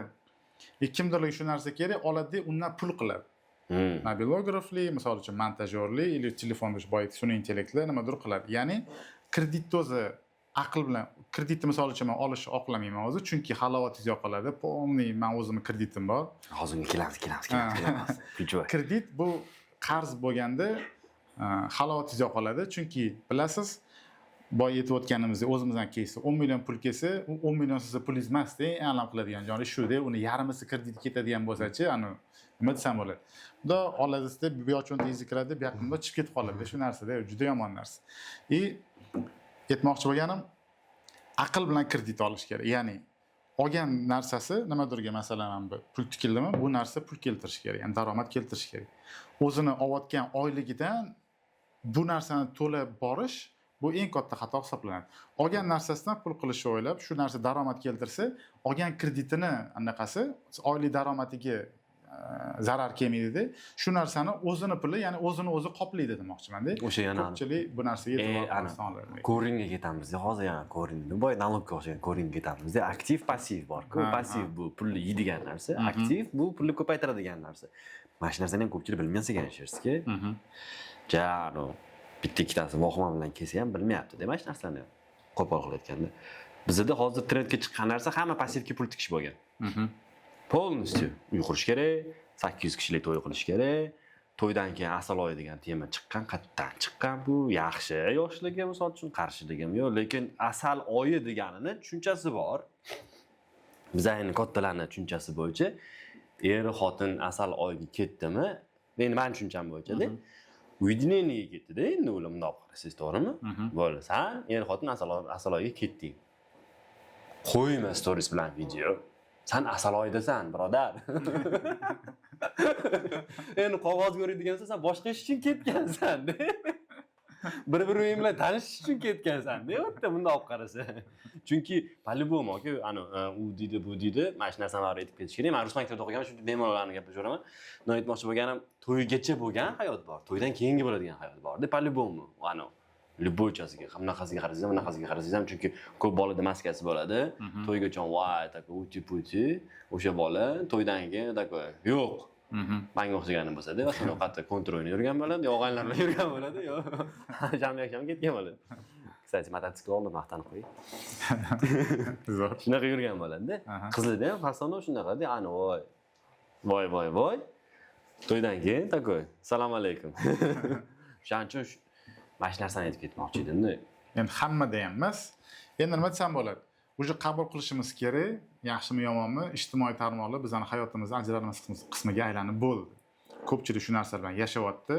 Tursa ochadi, ijtimoiy tarmoqni ko'radi, uxlashdan oldin shu narsani ko'radi. Shu narsaga qarab ketyapti. Endi o'rganganidan keyin endi nima desam bo'ladi? Shu narsani har kuni qilib ketyapti, uylandi, misol uchun o'zimizning keysi keladigan bo'lsak, aylanishga ketdi. Chet elga. Chet elda misol uchun Достопримечательностьmi? O'sha chiroyli joylarni qo'yib, Достопримечательность rasmga olib qo'yib, qo'yib boshqalarni qiladiganlar qo'yayotganlar ham bor. Endi nima desam bo'ladi? Kim qanaqa qarashga bog'liq, to'g'ri. Men aytmoqchi bo'lgan narsam, misol uchun mana o'zini tili bilan aytib qo'yganda, shaxsiy hayot deganda, buni ruschasiga личная жизнь deyiladi. Shaxsiy hayot bu shaxsiyligicha qolishi kerak. Endi men tushuncham shunaqa. O'zi ahayni yurgan bo'lsangiz, siz o'sha eng ключевой savolim bor, hozir ham beraman. Shaxsiy hayot qolganining sababi bu просто shaxsiy hayot bo'ldi. Bu oila alohida hamma narsa ham bo'ldi. Bu yoqda bo'lish kerak. O'sha yerda ichkarida o'zing bilan o'zing yog'ingni qo'rilib yurishing kerak. Bu yog'ini tanladingmi? Bu yoq o'sha shunaqasiga ketaverish kerak. Bu yog'ini mayli. Mana bunaqa narsa qildim. Mana bunaqa narsa borgan. Voy, mana bunaqa narsa ekan. Nomer Fukunferni, Fukunsteyni deydi-ku, bunaqa narsa-da. Endi yana bilmadim. Men tarafdorman shaxsiy hayotni bu yoqqa chiqarmaslikka tarafdor. Hammani o'zini shaxsiy fikri bor endi. Misol uchun, siz bilan menga qo'shilmaydiganlar millionta topiladi. Men chiqib aqlli video qilib hammaga zo'r narsa qilsangiz ham bitta sizga o'xshagan odam bari negativ yozadi-da. Siz shunaqasi yo'q. Negativsiz bo'lmaydi-da. Sizni ham, meni ham hammani o'ziga yarasha hayot o'lchaydigan qarichi bor, o'zining shaxsiy fikri bor-da. Hamma o'zicha ko'radi. Endi mana maslahat sifatida aytaman. Sal noto'g'ri qolsanlar deyotganim. Men nima desam bo'ladi? Siz sglajit qilib ketasiz. Taka o'g'illar keyin sglajit qilib ketasiz. Ertaga chiqqanda hech kim sirada qolmasin-da. Eng katta berayotgan narsa, men misol uchun bilasiz, mediniy odam emasman. Men misol uchun rasmlarimni nima ham qiyin. Qalay bo'pti ko'chada yurish? Qiyin, lekin unda odam ko'pchilik tanisa. Nima desam bo'ladi? Uni hali ko'chada yurganimda tanib qolishayotgan joyligi yo'q-ku, lekin oxirgi payt ko'payib qoldi, sezdim. Bir marta o'tgan 2 hafta bo'ldi shakil. Korzinkada tanib qolishdi, kassir assalomu alaykum so'rashib o'tib ketdim. Keyin bitta konferensiya borganda o'sha hamkasblar o'sha taniydi ko'pchiligi. Paka men o'zim minus ko'rmadim lekin. Yaxshi. Просто mana shu narsani eng qo'rqadigan joyim mana shunisi-da. Mana qo'rqadiganim ham emas, yoqtirmaydigan tomonim mana shu narsada. Misol uchun, wow emasda. Misol ishxonada takoy kiyinib yurishim mumkin, встречаga borganda takoy kiyinib yurishim mumkin-da. Endi misol uchun uyda yurganda, endi u zerikanda ko'pincha o'zim ustachilik qilib turaman yoki bir narsa qilib o'tirgan bo'lsangiz, nimadir remont qilib o'tirgan bo'lsangiz, по-любому nimadir yetmaydi, yo botsiga yetmaydi, yo bir nima sinib qoladi, yo sverlo, yo elektrotuz tugab qoladi. Ko'pincha svarka qilaman deydimi? Tugab qolgan payti endi yechinishingiz kerak, boshqatdan kiyinishingiz kerak. Tarab, chiroyli. Basharizmni olib qilishingiz kerak-da, keyin xizmatga chiqishingiz kerak-da, keyin narsani olib yana qaytib kelishingiz kerak. Mana shu narsadan yoqtirmayman-da. Keyin eng yoqtirmaydigan narsa, misol uchun avtobusda yurib turaman mana, metroda yurib turaman mana bir mana shu bunaqasiga qilishadi. Mana shunisi yoqmaydi-da. Agar kelsa gapirsin dars turib turib. Lekin mana shunisi yoqmaydi. O'shaning uchun men qochaman. Mana ochganman kanal. Boy gapirib tashladingiz. Hate qilib o'ysak kanal ochib. Yaqirish kerak. No, o'shaning uchun mana shu litso personalniy brending bo'yicha nega ketmayman-da. Chunki bog'lanib qolsangiz yomon narsa ekan-da u. Ertaga shu tomonidan qiynalar ekansiz. Именно личная жизнь degan joyingizdan sal ayrilib qo'yar ekansiz. Misol uchun oilangiz bilan chiqib, endi iloyim taniqli bo'lib ketayman, misol uchun millionliklar qayerdadir просто chiqib, sayr qilib, o'tirib, u kimlardir gaplashib o'tira olmaydi. Kun o'tib ketsa, "Это хорошо, yaxshi. Voy rasmchilar, voy mana bunaqa ekan, voy bunaqa ekan" deydi. Bizda hali ham bitta narsasiga xursand bo'lishimiz kerak. Yevropa yoki Amerikaga o'xshab turib paparazzi kuchayib ketmagan-da. Sherziki misol uchun bilasiz-ku, qolgan artistlarni ketdan kameralar bilan bunaqalar deyiladi. Unaqa narsa yo'q, xayriyat, hali ham. Iloyim bo'lmasin ham, keraksiz narsa. O'shunaqa narsa yo'q. Endi mana shu tomoni bor ekanda, shu narsasiga siz qanaqa tanlaysiz? Nima qilmoqchisiz? Endi nasib qilib yursangiz kerak. Yo'q, misol uchun hozir oddiy shorti futbolkalarda ham chiqib yuraveraman. Shu ko'pchilik ko'rib qolganda ham oddiy kiyimlarda yurganim. Endi men nima desam bo'ladi? O'zimdan boshqacha odam yasamaganman. O'zim borim shu chiqib gapirayotganim, shu maneram ham shu hazil bo'lsa hazil, jiddiy bo'lsa vaqtida jiddiy. Shuning uchun kontentlarimda endi bankda ishlayman deb ko'rgan bilasiz, kasm-shimlar kiyib olib, bunday qilib o'tirib gapirmayman. Oddiy futbolkalarda ham chiqib ko'p kontentlarimda deyarli 80% mana shu futbolkada chiqqan bo'lsam kerak. Ya'ni nima desam bo'ladi? Borimcha chiqib borimcha ko'rsatishga harakat qilaman-da. Chunki shaxsiy brendni qurishda ham 200lamachilik bilan qurmaslik kerak. Men boyagi mavzuga qaytadigan bo'lsak, bu eng katta minuslardan bittasi hisoblanadi. Chunki bu yoqda chiqib olib aqlli gaplarni gapirib, boshqa qilib anaqa sizda oldiga borsangiz, u вообще boshqacha odam bo'lsa, misol uchun videolardan ajraladigan odam bo'lsa, pashol deb yuborasiz, misol uchun. Meni ham kuzatasiz, ko'rgan kontentlarimda chiqarib bankda ishlayman deb kasm shunlarda o'tirib olib, aqllilik qilib, unaqa qilib o'tirmayman-da. Boricha, menimcha biz kontentlarim 80% futbolkada chiqqan bo'lsam kerak. Ya'ni o'zimga komfortli bo'lgan kiyimda chiqaman ko'chada ham shuning uchun shunaqa pashli kiyinib yuraman. Shuning uchun nima desam bo'ladi? Ko'chada boy setib o'tgan qiyinchilik vaziyatiga bog'laydigan bo'lsa, pashli shunaqa yuraman Ja'ona qiymasi sal qiyinroq bo'lishi mumkin. Boyagi shaxsiy hayot boshqasidan olib qaraganda. Xo'p, endi keyingi akrazani temaga o'tadigan bo'lsak, ключевой tema o'shani kreditlar bo'yicha gaplashaylik. Mana shu ko'pchilikki xayolida bu kredit takoy yengil narsa deb tushunadi-ku.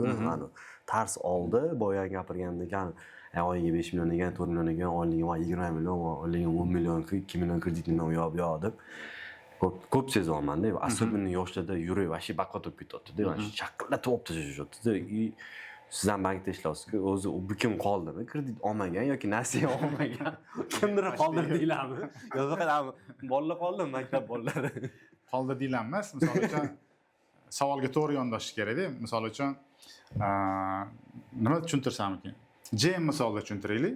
Misol uchun ko'chada probkalar ko'payib ketayotganiga JM sababchi emas. Mashinalar ko'payib ketayotganiga JM sababchi emas. Talab borki, ya'ni mashinaga talab borki, odamlar sotyaptiki, JM shu mashinani chiqarishga harakat qilyapti. Shunda ham talab qondira olayotgani yo'q. Постоянно nima deydik? Byudjetli mashinalarga kontrakt yo'q. Hozir ham misol uchun Onyx, Damas Trekkerlar ketyapti. Ya'ni talab borki, zavod mashina ishlab chiqarilyapti. Shu nuqtai nazarda yondashadigan bo'lsak, kreditga talab bor. Odamlarda действительно kreditga talab bor. Shuni banklarning o'zi asosiy daromad ko'radigan produkti, manbai bu kreditlar hisoblanadi. O'zingiz ham bilasiz buni. U ana shu joyga bitta pauza qilib ketaman. Esingdan chiqarib turing. Mana. Biling, ko'pchilik bank tishlayotganlar tushunmayapti-da, aka sherski mana. Bank o'zi nima? Mana, savollar qichig'i-da bu. Bank o'zi nima? Bank bu tijorat tashkiloti bo'lib, Ya'ni oddiy tilga gapiradigan. bank bu ham tijoriy tashkilot, foyda olish, asosiy maqsadi uni foyda olish. Yashang. Bankda o'sha asosiy faoliyat turlari kredit berish, depozitlarni jalb qilish, to'lovlarni qabul qilish va hisob raqamlarga xizmat ko'rsatish. Endi men bizda ham yoshlar bor-ku, o'shalarga qana tushuntiraman. Bank desangiz ular, pul deb o'ylaydi, unaqa emas. Kimdandir pulni oladi, kamroq foizga, misol uchun 20% ga oladi kimdandir pulni. O'sha pulni o'ziga oladi, keyin bunga kimdir qarz so'rab kelgan odam bo'ladi, unga sal ko'proq foiz bilan o'sha riskni bo'yniga olgan hisobiga bu kredit beradi-da. Bu narsa endi как бы o'zi ispakon vekov kelib chiqqan. Ikkinchi narsasi, u pul qiladigan narsasi o'rtadagi komissiyalari deyman-da. U bekordan bekorga emas. Misol uchun bizda hali ham shu joyga eng zo'r udarение berib ketadigan narsasi, men yaxshi ko'radigan joyim, maqtanadigan joyim Uzcard bilan Humodan, Mastercard Visadan. Uzcard Humoda bizda hali ham xudoga shukr tranzaksiyalar tekin. Kartadan pul echasizmi, bankomatdan pul echasiz. Endi u naqd pul uchun bordi, lekin bankomatdan kirib turib Visa yoki Masterdan prosta balans tekshirsangiz ham komissiya ichadi-yu, boshqa davlatda turib. Protsessingi borgan uchun pul ichadi. Onlayn paketga qilsangiz tekin. B2B qilib berayotganingiz uchun ham bunaqani otdi kallasidek foizlar emas bizda. Hali ham minimal shu tomoniga o'zi xursand bo'lish kerak-da, Visa bilan unaqa emas. O'sha sani oyligingni prosta bular ushlab o'tirib bergani uchun, ushlab san uyingda bemalol tinchgina uxlagin, o'shancha pul naqdini ushlab o'tirmaganda, u har bitta o'tgan narsasi uchun qiladigan komissiyasidan soqqa qiladigan tashkilot bu deyman-da, o'zi bundoq qarasangiz ham. Yuriklarga ham xuddi shunaqa qildi u. Pulini seyfda ushlab o'tirmasdan, pul shotda turadi. Men bunga pul chiqazib bersa, har chiqazgan pulidan pulchasini olib o'tiradigan odam. Magazinda turgan terminal ham prosta turmaydi. Hozir qo'yildi, boshida tekin edi, hozir ham qo'yildi. Yuriklarda даже o'sha minsimacha ham komissiya o'shab qoladi. Shunaqa. Qanchadir qism o'shani mana shunaqa narsalardan pul qiladigan tashkilot bu desangiz, keyin bitta ikkitasi bo'ladi. Bitta ikkitalar bilan gapirsangiz, bank bor-ku, как будто endi qo'pol qilib aytaman, baribir shaytonni maskani deyishadi. Deb o'tirishadi. Endi bizani proyektda o'zi 3 ta narsaga tabu bor-da, ko'p narsani ayta olmayman. O'zi 3 ta narsa bo'lgan o'sha politika, ikkinchisi din bilan aloqador narsa, uchinchisi odamga zarar keltiradigan narsalarni gaplashishni yaxshi ko'rmaymiz o'sha. Chekish, ichish, balo-battar, bunaqa narsalar, bunaqa narsalarga qarshimiz. Yoshlarni chaqirayotganimiz uchun bu narsalarga aniq qilmaymiz, shu maqsad. Shuni depozitga olib kreditga beradi deydi-ku, shu joyda boyga mashinasiga bitta bog'lab ketaylik, oxirgi payt o'sha juda ham ko'payib ketgan. Hozir ham bor 0% kredit, 3% kredit, 5% kredit degan narsalar haligacha chiqib turadi. Unaqa narsa yo'q. Aldanib qolganlar ham ko'p. Yo'qdan deb ketaylik. O'sha 3% kredit bo'lsa ham siz ola olmaysizlar. 0% ham yo'q, 5% ham yo'q. Nima degan savoliga hozirgi mavzuyimizga bog'laymiz. Depozitlar o'zi hozir minimum 20% dan jalb qilinadi. Misol uchun, G'ulomdan men 20% dan depozit oldim. Sizga 30% ga men kredit ustiga kamida 10% marja qo'yib beraman, chunki o'zimning rasxodlari bor, boshqa narsasi bor, uni ham riski bor, o'ziga yarasha qaytarmaslik. Ya'ni o'rtada 20 olindi, 30 berildi, o'rtada 10% bankka marjasi hisoblanadi. Endi shunaqa paytda logik savol tug'iladi-da. Men G'ulomga 20% dan o'zi rasxodim bor, omonatiga oylik pul to'lashim kerak-da. Qattan men u 20% dan jalb qilgan pulimni 3% dan sizga berishim mumkin-da. 17% hayotda bank o'zini yonidan G'ulomga pul to'lamaydi-da, qo'pol qilib aytganda-da. Shunday ketmonchasiga tushiradigan bo'lsa, boshqa gaplashish kerak ekan. O'zi oxirida tushuntirsak, 3% kredit chiqdimi, u bank nomini aniqlashtirsa, nima bank bu-da? Shunda saytiga kirsa, omonatlarning protsentlari turibdi-da. Minus qilsa shunda kelib chiqadi-da. Bu nelogichniy narsa-da. Yo'q, bank saytiga ham o'tganda, imенно o'sha reklama qilayotgan saytga emas, u o'sha vkladkani o'shani oynachani bundan X bilan yopib, boshqa oynacha ochib, bankka Google ga yozib, keyin o'sha yerdan kirib qarash kerak-da. Unaqa narsa bo'lmaydi. Как раз keyin bo'ladigan bo'lsa, ligotni kreditlar bo'ladigan bo'lsa ham o'zining yo'nalishi bor. Shunaqa. Asosiy begona odamga berishmaydi. Begona odamga deganda ham sababi, misol uchun целенаправленный bo'ladi o'shani. Ayollarning tadbirkorligini rivojlantirish uchun ipoteka yo'nalishini, ipotekaga yoki qanaqadir tekstilniga, qanchadir ish o'rni yaratsang, chorvachilik yo'nalishlariga целенаправленный bo'ladi. Keyin bank sizga uni u o'tgan qaytgan odamga bermaydi. Bir, ikkinchidan uni bergandan keyin tekshirib ezib yuboradi ham ikki. U kredit prosta tagini berib qo'yib turib, malades emas. Olganingdan keyin ham xursand bo'lishing shart emas, uni ertaga по-любому tekshirishadi. Davlat dasturlari hisobidan amalga oshiriladi. Ya'ni boya yetib o'tdik siyosat darajasida amalga oshirilayotgandan keyin uni maqsad aholiga qanaqadir foyda keltirish aholini qanaqadir nima desam bo'ladi asosiy yoki qo'shimcha daromad manbai bilan ta'minlash yoki kambag'allikni qisqartirishga ko'proq yo'naltirilgan bo'ladi. Endi misol uchun shunaqa kredit ajratib qo'ysada uni yeb yuboradigan bo'lsa u hayotida o'zgarish bo'lmaydi. Shu maqsadda nima deydi maqsadli kreditlarni o'sha yo'naltirilganligini tekshirish maqsadida aniqlash maqsadida shunaqa monitoring uyushtirilib turiladi. Tanish bilishlarga ham beriladi. Berilayotganlar ijtimoiy tarmoqlarda ko'rib tursiz, kunda kun ora chiqadi. O'tishingizga bor olganmisiz? Xudoga shukr yo'q. Ya'ni teaser uchun deydi. O'zi shunaqa. Bilaman, pora olgansiz, mana bular o'tirib gaplashib turasiz deydi. Eng qiyini ham shu. Kam vaqtim yo'q, keyin gaplashamiz, qo'yib qo'yardi. Pomochniki ham o'zingiz hammasi. Nech pul berasan deydi. Podkast uchun nech pul berasan deyiladi. Vaqtim yo'q. Yo bor-ku endi. Bitta-ikkita takku. Ma'lumot oyog'i yerdan uzilgan bankirlar ham. Endi hamma sohada bor.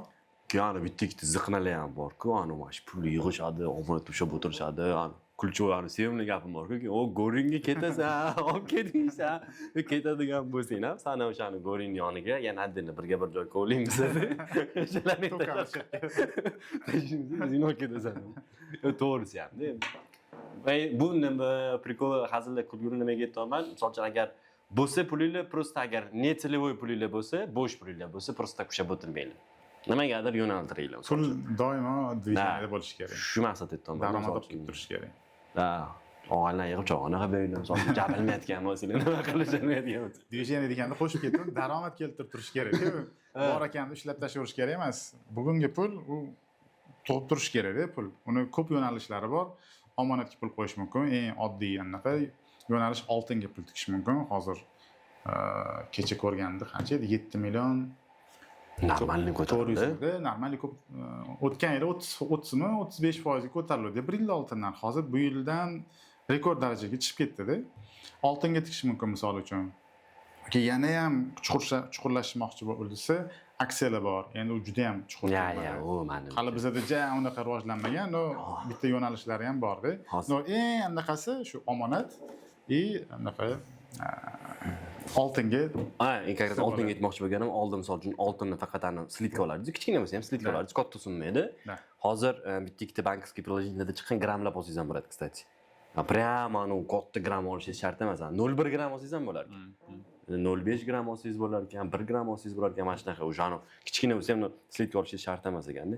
Keyin siz aksiya olsangiz, hozir unaqa desangiz, nimachilar keladi-da, hozir unaqachilar. Traderlar bor. Trader deyman. Endi mana ko'psini undoq qilasiz. Razgon. Yomon odam asabiga tegadigan narsa bo'ldi. Mana shu yerga ko'rdingizmi yo'qmi, qarabsizmi yo'qmi? Yana kuzatmayman unaqalarni. Endi men yoshlar bilan ishlayman, oka. Xohlaysizmi, xohlamaysizmi, baribir chiqib keladi meni oldimda-da. Oka dedim, qarang, yana-chi bitta-ikkitasi ulardan ham sal yuqotdi ular mashinniklardan. Xona yig'ib olishgan, mana razgon qilamiz-da deb turib, $100 dan $1,5 qilishgan. Butun xona qizlar ham bor, qilishadi-da. O'sha joyni reklamada aylantirishadi-da. Endi men bitta joylarim ham aralashgani bor-da. O'sha joylarni ko'rsatishadi. Da zo'r odam yig'ishadi, biz kurs o'rgatamiz deyshadi, u yo'q deyshadi-da. Qolganlarni ham ko'rsatinglar. Qancha yutqizgan undan oldin. O'shani ko'rsatinglar. 8 tasi normalniy minus urishar ekanda. Bittasi o'xshab qoladi. Bittasi o'xshab qolgan, o'sha bittasi ham 8 tani qoplamaydi. Yo'q. Aytishliklar prikol bor-ku, bilsangiz agar. Kursga bordim, MacBook sotib oldim. Birinchi foydani programmistlikdan topdim deydi-ku. Nima ish qilding desaga, MacBookimni sotdim deydi. Bo'layapti, xuddi shunaqada. Shunaqa. Bor bizda ham bitta joylar. iPadlar olishgan, ruchkalari bilan, iPhone'lar olishgan. Nima qolsalar dedim. Blogerga bunaqa narsalar shart emas edi. SMMsan, o'xshamayapsan. Kitob o'qiydigan bolalar emaslar. Nima qolsalar desam, yo biz hozir mana oldin keldi. Viza karta ochishimiz kerak deb keldi. Keyin ham mana shunaqada. Nima qilsa o'zim desam, nimaga viza emas, master emas, barabar desam, mana shunaqa qilmoq kurs qo'yamiz, mana shunaqa bo'ldi. Qimalaring foydasi o'tsin. Siz tushunmaysiz, yoshingiz katta-da dedi. Gapirib o'tirishga to'g'risi kelmadi, qo'ydim. Bir marta boshi borib teksin dedim. Keyin yurdim, keyin telefon qilib qolishdi. Siz ham aytishniksiz-ku, so'rab ko'ring, iPad kerak emas ekan. 2000 qarz olib qo'yib qo'yishgandi. Shu narsa hammasi oson pul topish ketilayotganidan yana bitta narsa-da bu. Bu yerda pul tikdi-yu bo'ldi-da, uni ketida bargi topkur misol uchun analiz degan narsa bor, uni kuzatilinadi, nima deydi, bu o'sha har bitta yaponskiy anaqa deydi-yu, svechi deydi, u har bittasini mana misol uchun qiziqqanman treyderlikka 2 yil oldin. Rasta kirib videolarni, analizlarni ko'rganman. U bir bola buqa nimadirlar, kitmitmi bilmayman, ishqilib nimadirlari bor. Imdo chiqqanni har bittasini o'ziga yarasha svechalarning ochilib yopilishini, uzunliklarigacha analizi bor-da unida. Qanaqadir qayerdadir u обязательно nima deydi, oqib ketadi, ko'tarilib ketadi. Juda глубокий analiz qilish kerak-da buni. U misol uchun naugat kirdingiz ham qarab o'tiribsiz-da, qarasangiz tepaga qarab ketayotdi. Mana shu hozir tepaga ketsa kerak deydi. Ko'pchilik shunaqa qiladi. Shunda tik qo'yadi, bola dirset pastga tushib ketib qoladi. Bu ko'pchilikda bo'ladigan bor narsa-da bu. Chunki o'zimizdan kuyganmiz-da shu narsadan. Siz ham menga aqlingiz yetmagan ekan, chunki kirmagansiz-ku. Qo'ygansiz. Kirganman. To есть qattiq o'rganishga kirishganimda, keyin Instagram chiqdi. Keyin hamma asliga tegishni boshladingiz-da videolaringizda. Bankda suhbatda nimalarga ahamiyat berish kerak? Obo, domlanni. Misol uchun nima desam bo'ladi? Bekorga emas-da, men bankda ish o'rinlari deb qo'ygan videoyim, birinchi marta qo'ygan videoyim 30 sekundmidi, bilmayman. O'sha paytda eng katta prosmotr olgan meni videoyim bo'lganda, boshlagan 3-chi yo 4-chi videoyim edi bu narsa. Shunaqangi uchib ketib qoldi, endi birinchi marta uni nechidir 100 mingtadan oshgan videoyimda bunaqasi bo'lmagan endi o'ylang. Mingta ham o'sha paytda o'lib turgan paytda-da. O'sha paytda tushunganman, hozir institutlar juda ham ko'payib ketgan bilasiz, частный institutlar ham ko'payib ketgan. Bizda paytda unaqa bo'lmas edi, o'sha 7 tami 8 ta davlat institutiga topshirasiz. Topshira olmasangiz hayot tugadi, bo'ldi. Gapingizni bo'laman, uning uchun bor-ku, bitta o'qituvchim bor, tanishim, o'sha olib kelib o'sha bilan bir tashlashmoqchiman deb. Men bizda davrimiz bilan hozirgi davr, uyda solishtirishmi? Va qisqa aytadigan bo'lsangiz, brat maktab tugatgan. Maktab, kollej emas bizga o'xshab, siz bilmaksiz. Kollejni tugatmaganlar, maktab tugatganlarda topshirar ekanlar-da. 5 ta institutdan tanlab olar ekanlar. Jozmi? Kayf joz. Hozir yetmoqchi bo'lganim, частный institutlar ko'payib ketdi, misol uchun-da. Oldingidan ko'ra nabor katta-da. Shundan kelib chiqadigan bo'lsa, bitiruvchilar ham ko'p. Bitiruvchilarning ichida moliya yo'nalishligilar ham juda ham ko'p. Bu moliyaning yo'nalishining ichida bank ishi kirmoqchi bo'lganlar ham ko'p ekanda. Juda ham ko'p ekan, men boshida bilmagan edim. Shunda o'zi bemaza qo'yni urib ko'p bo'ladi deydi. Shuncha bank bor. Ya, bu siklichida, o'zingiz kimdan qarasangiz? Chunki biz institutga kirayotgan paytlarimizni neft-gaz trendda bo'lgan. Hamma neft-gazga urgan. O'sha payt chunki otliqlar bo'lardilar, boshqalar bo'lardi. O'sha Lukoil, O'zbekistonniki bor edi, o'sha trendga chiqqan, futbolistlarni olib kelgan, stadionni qurgan kompaniya wow edi. Undan keyin как раз ekonomika, bankirlik kuchayishni boshladi. Chunki oradan kartaga tushish boshladi valyuta. O'sha joy eng qizig'i bo'ldi. Kreditlar takoy qimillab qoldi. O'shandan keyin kreditlar chiqdi. Onlayngacha hali to'xtab turing. O'sha paytlar bankirlik trend bo'ldi. Sizda bo'lsa bankir degan o'sha hammaning xayoliga kelardi. Kamida ko'tintigida bitta mashinasi bor, normalniy hovlida turadigan odam deb qaralardi-da. Undan keyingi tendensiya shunaqa bo'ldiki, bizdan keyingi tendensiya что borib IT programmistlar onlaynga sifrizatsiya bo'lgandan keyin hamma ITga kirib ketdi-da. Hamma IT ga ketdi, xullas. Hamma IT bo'ldi, misol uchun. Endi hozir paka bilmagan bo'lyapti. Hozir endi sun'iy intellektga qarab ketyapti hammasi. Navasini-da. Sun'iy intellektga qarab ketyapti. Shu. Boyagi temaga qaytadigan bo'lsak, o'sha kreditga qaytadigan bo'lsak. Tugatadigan joyingiz bormi? Chunki keyingi tema bundan ham qiziqroq tema-da. Boya aytganim, kredit oluvchilar haqiqatda juda ham ko'p. Ya'ni talab bor. Bank misol uchun kelib sizni qo'lingizdan ushab olib, "Men bu kredit saniki olmayman" desang, 40% ni bermaydi-ku. Odamni o'zi olyapti-da shu narsani. Ya'ni kerak, nimadir kerak. Boya aytganingizda mashina sotib olish uchun kerak. Ya'ni bizda nima desam bo'ladi? Mashina bir hashamat, mana shunaqa narsa bo'lib qo'ygan. Pont. Boya aytdingiz, pont bo'lib qo'ygan. Endi to'g'ri, bitta oilada bitta mashina bo'lishi kerak, chunki qayergadir borish uchun u как бы nima transport vazifasini bajarish kerak. Pont uchun emasda, ya'ni nima desam bo'ladi. O'zi kredit olgan boya Gentra misol $3000 nasiya qilib boshqa qilib olgan, uni ustida 40-50% o'tiribdi-da. Uni yana ustiga yana boshqa mashina kreditga olish bu absurd hisoblanadi. Bu boyagi moliyaviy savodxonligi borib taqaladi bu narsa. Sal marjani hisoblab ko'rish kerak-da. O'zi kreditlarni yaxshi kreditlar bor, yomon kreditlar bor-da. Yaxshi kredit ham qanaqa maqsaddaki, men o'zimni shaxsiy fikrim yagona ko'rsatgani bu ipoteka krediti. Chunki uy olasiz-da, mulkli bo'lasiz. Siz mulk yildan yilga foizi narxi oshib boradi, bilasiz. Mulk mashina oldik, sraz narx tashab yuboradi. Bugun olib chiqsangiz, o'zi narxiga sota olmaysiz. Bugun emas, sraz salondan olib chiqsangiz bo'ldi. Sraz bo'ldi, 20, kamida 30% ga tashab yuboradi. Uni mashina hamma oladi, nimasi bor? Benzin kamida har oy bir oyda ikkita bak to'ldirish kerak, moyini almashtirish kerak. Bizaniki olgandan nima qiladi? Medikar, ketdi, kamera, ketdi, tonirovka, hammasi kreditga yana mikrozanga borib taqaladi. O'zi avtokredit oldi boyvachcha. Pernachanligi mikrozan olgan 40% dan. Yana qolganini ham yana kredit qiladi-da. O'rtog'ini oldi, nomiga oladi. Kafil bo'lib ber deydi, bizani kontentlarimizga o'xshab. Nima kafil deydi? Hech narsa deydi. Kafillayib qo'yadi keyin bu yerdan-da. Ya'ni nima desam bo'ladi? Hammasini asnovasi bar moliyaviy savodxonlik turadi-da. Hisob kitob qilish kerak uni. Boy aytib o'tdik-ku, 10 million so'm olayotgan pulingizni 5 million, 7 millionigacha bir xillari bor. Bor pulini ham qarzga yashaydiganlar ko'payib ketyapti. Shuni ketidan. Nimaga bu bor taqalib? Moliyaviy savodxonlik, ya'ni nima desam bo'ladi? Bugun kredit oldingizmi? Bu siz ertangi keladigan pulingiz hisobidan buni to'laysiz-da ertaga. Ya'ni o'sha 10 million emas, sizni cho'ntagingizga 5 million tomishni boshlasa, o'tirasizda kechqurun plan qilib, nimadir qilishim kerak, mana nima rasxodlaringiz bor deb o'tirasizda, 10 millionga yarasha reja qila olmaysizda, uning ichidan 5 million, 7 millionni siz oyoqqa berib qo'yishingiz kerak-da. Bir kun o'tkazsangiz 3 kun oldin telefon qilishni boshlaydi, 3 kundan keyin srok keladi deydi. O'sha kunni o'zi telefon qiladi. Bu yoq bir hafta, bir oygacha tindirmay telefon qiladi. Xat keladi uyingizga, ishxonaga xat keladi uni ustiga, bank tomonidan yoki kredit tashkilotlari tomonidan. Undan keyin yo sug'urta yoki sudga chiqadi. Sud qaroridan keyin MIBga chiqadimi? Mashlarning hammasi uyga xat, ishxonaga xat. Bu odamning statusiga ta'sir qiladi, odamning psixikasiga, hamkasblarning oldidagi obro'siga ta'sir qiladigan narsa bular. Nima desam bo'ladi? Nervni bo'lib odam hammasi sihat salomatlikka o'ylab yurib, mana bu gruz bekorga internetda kredit deb yozsa, mana bunday qilib ketayotgan orqasidan g'ish bilan yoki qop bilan ko'tarib ketayotgan zanjirlar bilan odamlar chiqmaydi-da, bekorga emas-da. Bular hammasi savodxonlikka bog'liq taqaladi-da. Shu narsani aytmoqchimanki, qo'shimcha qilib ketmoqchiman shu joyga как раз.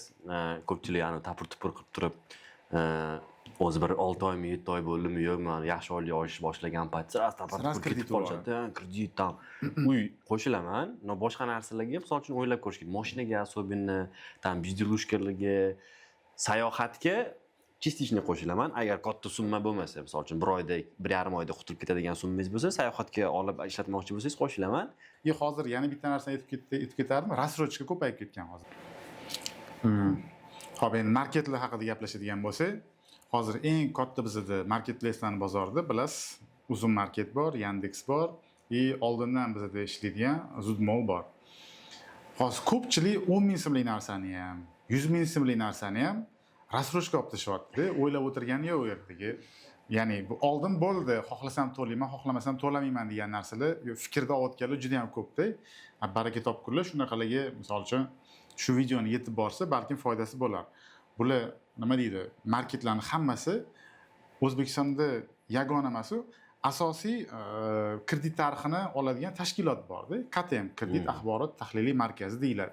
Hamma banklar ham, hamma shu marketlar ham, ya'ni retail tashkilotlar deymiz, rassrochka beradigan o'sha tashkilotlar shu rassrochkaga olganda, shu odam mendan rassrochkaga tovar oldi degan ma'noda 1 million so'mlik summani yuborib qo'yadi-da. Bu degani, ertaga kredit olmoqchi bo'lsa, shu rassrochkani summasiga kamayadi kredit olish qobiliyati degani.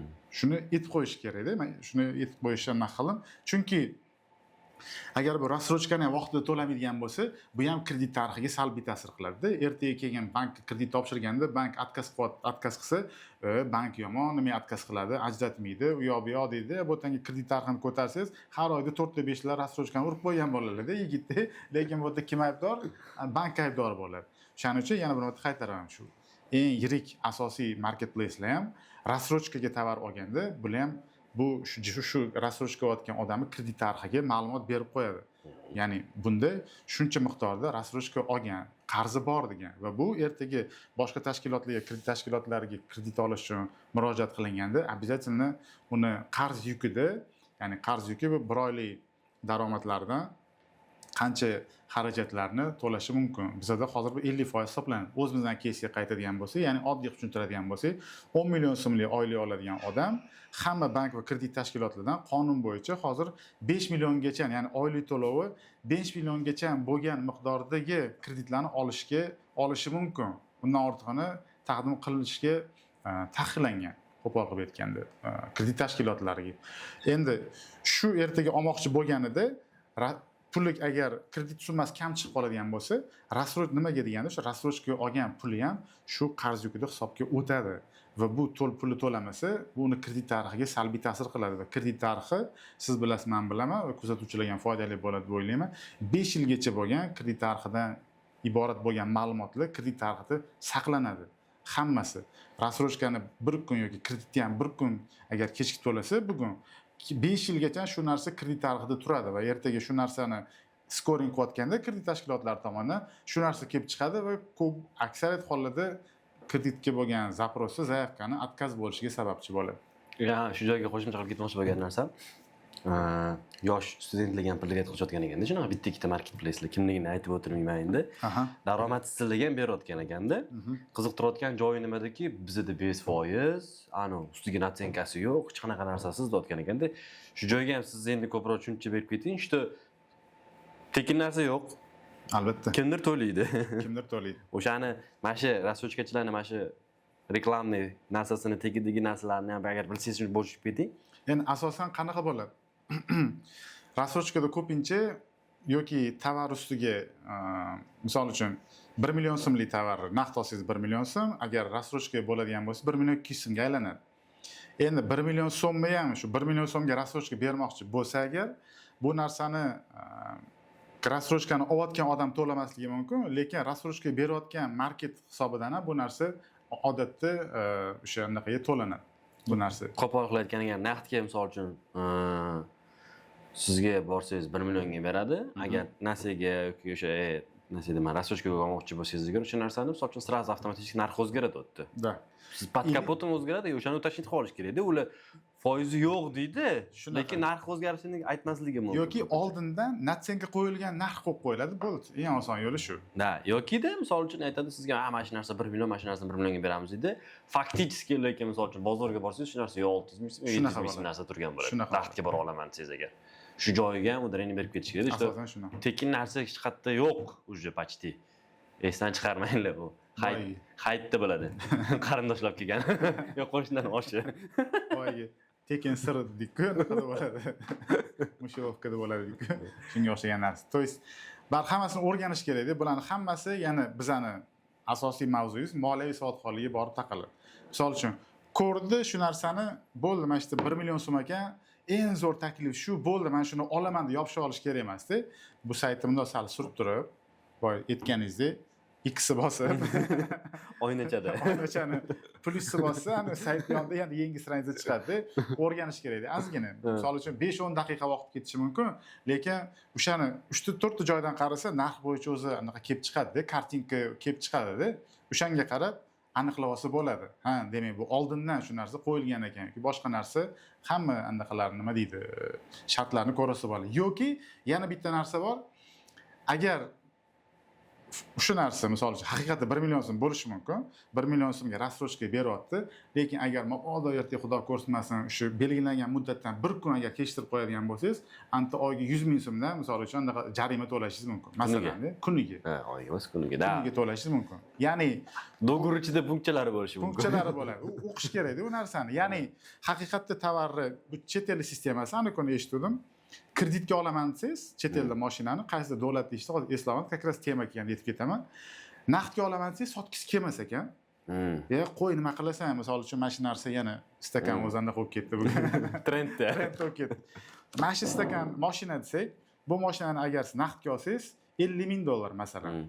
Bo'ldi, mana senga $50,000 deb qo'ysangiz, sizga yetadi. Nima qilasan buni? Men senga shuni kreditga qilib beraman. $45,000 bo'ladi. $5,000 yutasan derkanda, polni sizni kreditga ko'ndirar ekan. Sizni kreditga anaqalari bilan strafovkasini ichida boshqa qilib sizga arzonga berar ekanda, olib ketdingiz bu narsani. Ertaga keyin qancha vaqtdan o'tib agar prasrochkaga chiqadigan bo'lsangiz, 50,000 dan ham katta protsentga urib qo'yar ekanda. Tushundingizmi? Bu yog'i katta anaqani jarimani urib qo'yar ekan. Ya'ni siz naqdga olganingizdan ham ancha qimmatga aylanib ketar ekanda. Bu ham bitta sistemada. Ya'ni buni bilish uchun ana do'g'ordagi punktchalarni sekin o'qish kerak-da, ularni. Muddat o'tsa qanaqa foiz hisoblanadi, qanaqa jarimalari bor. Ya'ni olib biz do'g'orda 3-4 ta ключевой joylar bor. Shularni o'qib olsa, o'zi hammasi yasni bo'lib qoladi-da. Biz sal e'tiborliroq bo'lish kerak. Da, u yana o'sha o'nchoq narsa emas kredit. Qisqa bo'ladi, qisqa qiladigan bo'lsak, o'nchoq narsa emas. O'ylab turib, hisob-kitob qilib, force majorni olib, force major degani har xil situatsiyalar bo'lishi mumkin. O'shalarni hisob-kitobini qilib, keyin o'zi kreditni olsa stoyt. Shunaqa. No, просто ana kayf uchun, hype uchun, va такой punktlar uchun arziydigan narsa emas. Yokida ko'zingiz yetyapti, nimadir boshlamoqchisiz. O'shanda ham maslahatim 50% sizniki bo'lsin. Qolgan 50 ga kredit olib turib, nimadir ish boshlasangiz mayli. Chunki undan ham katta kuymaysiz. Qismi o'zingizning pulingiz, qismi kredit bo'lgani uchun ana 5 sal boshqacha qimillashni boshlaydi. Baribir o'zingiz ketgandan keyin boshqacha-ku. Shunaqa.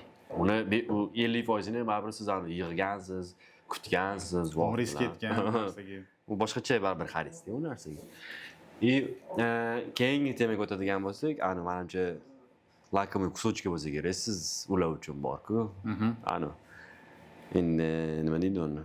O'sha kazino totalizatorlik o'tadigan bo'lsak, biz reklama qilmoqchi emasman, просто shuni yomonligini olib chiqmoqchiman-da. Lekin haqiqatan o'shalar sizga reklama bersa, menimcha shu zo'r bo'lsa kerak. Такой поток bo'lsa kerak. Chu bo'ladi o'zi ham borib. Yo'q, 1,5 yildan beri bunda ko'tarilgan shaxsiy brendda shunda. Zoti zo'r pul ko'tarasiz. Ana unga o'xshab chiqsan gapiraverasiz-ki, "Ha, qo'ldan yetaklaganim yo'q-ku" deysiz. Men просто aytib o'tib ketdim. O'ynayapmiz, значит puli bor deysiz. Puli yo'qdan o'ynaydi deysiz. Talab bor demaydi bu. Shularga qanaqa qaraysiz? Mana shu yoshlarni shu narsadan qanaqa qaytarsak bo'ladi? Har xillari bor-ku o'sha. Bet, balo, battar, nima deganlar. Bu yana shu narsa oson pul topishga borib taqalyapti-da, baribir hamma narsasida. Bu narsalarni ko'pchilik aytgan, men ham aytib ketaman. Meni fikrim juda ham yomon, negativ. Chunki o'zim nuqtai nazarimdan bizani qilsak, biz erkak kishimiz, oilamizni, ota-onamizni ishongan tog'imizni, chunki o'g'il farzandni, umuman farzand o'stirishdan maqsad boshqa narsa. Ertaga xudo xolasa biz nima desam bo'ladi? Qariganda kuchdan qolganimizda bizga suyangan tog' bo'ladi. Boqadi yoki ta'minlaydi degan ma'noda, yoki bizdan keyin shu yaxshi nima desam bo'ladi, avlod qolsin, nomimizni an'ana qiladigan deb, ya'ni yaxshi niyat bilan hamma o'stiradi. Va bola tug'ilganda yomon bo'lmaydi. Insonni yomoni yo'q o'zi, просто atrofidagi muhitga bog'liq ko'p narsalar. Sizdan boshladingiz. Aqlli gaplardan boshlab kelish kerak. Jahannam unchalik o'ldirib yubordi. Shundan kelib chiqadigan bo'lsa, yigit kishi bo'lgandan keyin sal o'ylash kerak-da. O'zi haqida o'ylash kerak emas. Ya'ni pul tikdim, $100 tikdim, $1000 ko'tarib olaman deganni tegidagi javobgarlikni o'ylash kerak-da demoqchiman. Ya'ni bu $100 o'zini qattandir yig'ib topgan puli bo'lishi mumkin, lekin tushib qo'ygandan keyin $1000, $10,000 xudo ko'rsatmasin qarzga kirib ketgandan keyin u orqasidagi shaltog'ini qo'pol qilib ketganini o'zi hal qila olmaydi. Bu narsa og'irlik kimga kelib tushadi? Bechorani ne umidlarda o'stirgan otasiga, onasiga kelib tushadi. Endi qanaqa niyatlarda o'stirgan bolasidan ertaga misol uchun pul kelish kerak o'rniga yana rasxod ketaveradigan bo'lsa u bolaga. Buni o'ylash kerak. To есть aytmoqchi bo'lganim, bolada nima deydi? Shu narsalarni asosnat qilish kerak-da. Ya'ni men qilayotgan qarorim orqasidan ertaga boshqa odam jabr ko'rmaslik kerak-da. Bu ответственность degan narsa bor. Yigit kishi boshqa narsa. Endi pulni mehnat qilib topish kerak-da, halol mehnat qilib topish kerak-da bu narsani. Endi boydagi stavkaga pul tikib yuboradigan bo'lsa, tiqqacha kredit oladigan bo'lsa, hamma narsasini рассрочка bilan hal qilib yuboradigan bo'lsa, qarzga hayot kechiradigan bo'lsa, misol uchun, bu orzu havas kim qiladi? Ertaga misol uchun-da yashash ham kerak, o'zi uchun ota-onasiga nimadir qilish kerak. Bu hayotdan, yashashdan maqsad qarz olib qarzni to'lash bo'lmasligi kerakda odamda. Ya'ni nima desam bo'ladi? Sal kengroq ochib qarash, krugozoru kattaroq ochib qarash kerakda bu narsaga. Shunga yig'yapti-da, o'zi ko'rsatuvga ham shunga boshda aytdim sizga, shu narsaga olib kelmoqchimiz deganim. Keyin biz bolalar bilan короче qiziqqanda ofertasini ko'rdik. Sizni akkauntingizni blokka tiqishga, qanaqadir podozrительный deyishga ularning haqqi bor ekan. Bu degani siz qanchadir katta summa ko'tarsangiz, sizni blokka qilib pul yetishga qo'ymaydigan haqqi bor ekan, 100% haqqi bor ekan. Hammasida bor ekan o'sha ofertalarda. Ko'p case Biz ham bitta ko'rdik-da shu narsani, shunaqa bordi. Endi plus birinchidan bu, ikkinchidan mayli eskicha versiyalari bo'lardi, ana kinoda ham ko'p ko'rganmiz-ku, ana 007 bunday aylantiradi, vir sharik aylanadi, bunday tushadi yoki qizilga qoraga tushadi. tam yoki bunday karta ochiladi. Endi uni tushunsa bo'ladi-da, u yerda misol uchun человеческий faktor degan narsa bor. Uni обыграть qilish uchun yo sverx talant bo'lishi kerak yoki sverx nimadir bo'lishi kerak-da. Просто men yoshlarning tushunmayotgan narsam, sizlar onlayn o'ynayapsizlar-da. Da. U programmashtirilgan. Xohlagan joyiga tiq ketib qo'yishi mumkin-da. Bo'd-da, mana misol uchun bitta narsa aytib ketaman. Mana bizda tabuga tushgan Temu bor-ku, zapretga tushgan Temu. O'shani ham ko'ringlar. Biromat yutdinglar. Mana oddiy tekini sizlarga mana shuni. Biromat yutdinglar, shuni ketidan nimadir yutdinglar, shuni ketidan Temu sizlarga nimadir berdimi? Uni ham bor edi, har xil kutyukasi bor edi, mana bunaqasi bor edi, nima qildi, mana bunaqa edi, lekin xit qilaverardi. Bularda ham xuddi shunaqa narsani tushuntirmoqchi. Endi biz programmist bo'lganimiz uchun, ichida yurganimiz uchun bilamiz. Bu yerda sizga yana bitta chiqib kelyapti, mana vertolyotik uchar ekanda, endi tomini o'zgartira olmaydi, чтобы reklama bo'lmasligi. Vertolyotik uchar ekanmish-da, sen o'shani topsang chiqib kelar ekanmish-da. Вот как tushuntirsa bo'ladi-da, вот как объяснить-da, что odamzod o'tda kod yozilgan, Sanga o'xshagan odam yozgan ham. Вероятность qo'ygan, u shuncha pul tikkan, u misol uchun har bitta mikrovolnovkadan ham, televizordan ham, Tetrisdan ham reklamasi chiqib keladi, u arzon narsa emas, u normalniy pul tikkan. Keyin senda shuncha pulni yig'adi-da, boyiga o'shani bank bilan sistemasi 20% olib 3% dan bermaydi, u bitkasiga. Xuddi shunaqa narsa. U ham вероятность qo'yadi. Bitta ikkita yutgan bo'lishi mumkin. No, orada qo'yadi вероятность-da. Любимчик bo'lib tushib qolsang, tushding, tushmasang tushmading-da u ham. No, katta shans ulada выигрышda bo'ladigan odamlar, chunki ularning qo'lidagi narsa. Sanga ming pisat qilish mumkin. Voy, chotki. Просто ham bunday qarab o'tirsangiz, bunday animatsiya bunday aylanadi deb, bunday turib bitta to'xtasaga, mana bular voy. Bu kodda yoziladi-ku. Agar hozir yozib turib 2 marta mana qilasan, 3-martasida bo'ldi berasan, agar pul yana pul tiksa, men shans ko'paytiraman desam, pul tiksa tikdi, tikmasa agar bo'ldi, akkauntni blokka tiqib qo'yib yozib qo'ysa, bo'ldi, hech narsa qilolmaysan-da. U ssenariy hamma narsa ularning qo'lida onlaynnikida. Shu narsani biz qanaqadir yoshlarga tushuntirmoqchi edim-da. Ularda ham точно bilmayman, скорее всего, CRM sistemasi bo'lishi kerak, balkim, ya'ni stavkalarni uchotini yuritadigan bitta akkauntdan, masalan, yutqizyapti, $100 bo'ldi. Tiqqati $500 выигрыш beradi. O hammasini kurchak qilib oladi. Yana shu narsa davom etib, oxir-oqibat plusga chiqish ehtimoli juda ham kam-da. O'zi aytganidek, yo'q deyardi. Yo'q degan bo'ladi. Chunki kodni yozgan odam o'ziga o'xshagan o'sha odam yozganda uni hamda xohlaganini narsa qilib qo'ysa bo'ladi-da uni. Faqat har safar qizil tushsin yozib qo'ysa ham aylanayotgan narsasi faqat qizilga ham tushaveradi-da, misol uchun-da. Yoki ikkitadan uchta. Bu endi yozgan kodiga bog'liq-da. Shuning uchun bu narsalar baribir yana boyagi mavzu halol mehnat qilib topganga hech narsa yetmaydi. Chunki olib kelgan pulini ertaga tatishi ham bor-da bu narsada. Bu narsalardan yutgan pullari men o'ylayman kimdirga yuqadi yoki qanadir zo'r odam bo'lib ketadi deb o'ylayman-da. Chunki bu yutgan narsasi pulni misol uchun $1000 yutib oldi deylik, ertaga bu pulni ishlatadimi qatgadir va yana pul topish kerakmi? Nima qiladi? Yana o'sha yerdan borib pul ishlaydi. To'g'rimi? Harakat qiladi shu narsaga. Bo'l ishlaydi, oxir-oqibat baribir shu narsaga tushib qoladi, battar minusga kirib ketadi-da, o'ziga o'zi jabr qilib qo'yadi. Halol mehnat qil, bitta kasbi, biz bir nechta sohalarni sanab o'tdik-da. Bilasan, shu ishni qilsang puling bor. Aniq shu ishni qilsang puling bor-da. Ya'ni o'zingga o'zing reja qila olasan. Misol uchun 10 ta video olsam, paloncha pulim bo'ladi. Nechtadir montaj qilsam bo'ladi. Nechta sun'iy intellektdan kontent yaratsam, nimadir bo'ladi. Mana bu chiroyli studiyalarni ochish mumkin. Misol uchun-da, arendaga berish mumkin. Hozir hamma narsa shular narsasidan ketyapti-da, misol uchun. Ko'p narsa qilsa bo'ladi, lekin bu narsada halol mehnatida qatdan pul kelishini biladi, qancha pul kelishini biladi, qancha ishlab topishini biladi, hisob-kitobi bo'ladi-da. Iboga moliyaviy savodxonligiga bayonot buni taqiydigan bo'lsa, bu pulni ko'paytirib olishi ham mumkin, boshqa narsa qilib yoki soat xoli bo'lmaydigan bo'lsa, yana pufet ishlatib yuborishi mumkin. Bu yerda nima 1x berdi yoki o'sha stavkalarda nima qiladi? Qancha pul yutishini misol uchun stavkadan bilishi mumkin, lekin u aniq yuta oladimi yoki yo'qmi degan savol u yerda mavhumda. Qancha yutib bora oladi bu summani? Agar ishonmasa o'sha ofertani ochib qarasin. Agar o'shalarda ham misol uchun sportda ham boshqasida ham yutadigan bo'lsa, punkti bor ekanda, ular ham misol uchun blokka tiqib qo'yar ekan sizni. Bermas ekan pul. Ularni rassmatraniyasida ekan demoqchiman-da. Xohlasa beradi, xohlasa bermaydi berishini. Ko'p keyslar bo'lgan-ku internetda nechidir 100 ming dollarlar yutishi bilan sразу blokka tiqib qo'yganlar bo'ladi. Shu joyga bitta ana traurni nota qilib ketmoqchiman. Juda ko'p sotsial setlarda ham chiqib qotdi. Ko'ryapsizmi yo'qmi? Bolalar yoshlar aslında. Ana uydagilarning pulini ishlatib qo'yapti-da. Mana shunaqa narsaga boshini kirib aralashib qo'yapti-da. Yutqizib qo'yganidan keyin ana o'zini osib qo'yapti. O'zini o'zi o'ldiryapti. Mana shu narsasi yomon, mangalam qotgan joy shu narsa bo'ldi-da. Ularga farqi yo'q. Sen nima? U pulini ko'tarsa bo'ldi-da, u odamlarga fashi gitarada u odamlarga. Просто mana bu yoshlarga mana shu narsa mana shunaqa joylargacha olib kelishi mumkin. Ko'zlaringni ochlaring. O'ynashmalaring bu narsa bilan. U yoqdagi narsani menimcha tushunishdi deb o'ylayman. Hozir tushuntirib berganim, oson tushuntirib berganimizdan keyin.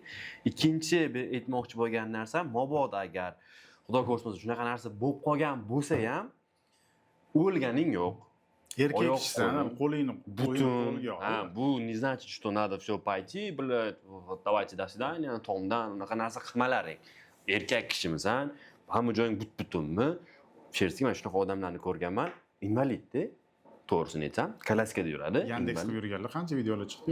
Endi bunda men aytmoqchi bo'lganim, misol uchun invalid u Yandex trendga chiqishdan oldin ham bor edi, bular просто ko'chada ham yurmaydi odam. Kompyuter oldida o'tiradi. Esingizda bo'lsa, oldin kitoblar bo'lardi. Kompyuterning versiyasi yo'q edi. Yo skan qilinardi PDF versiya uchun.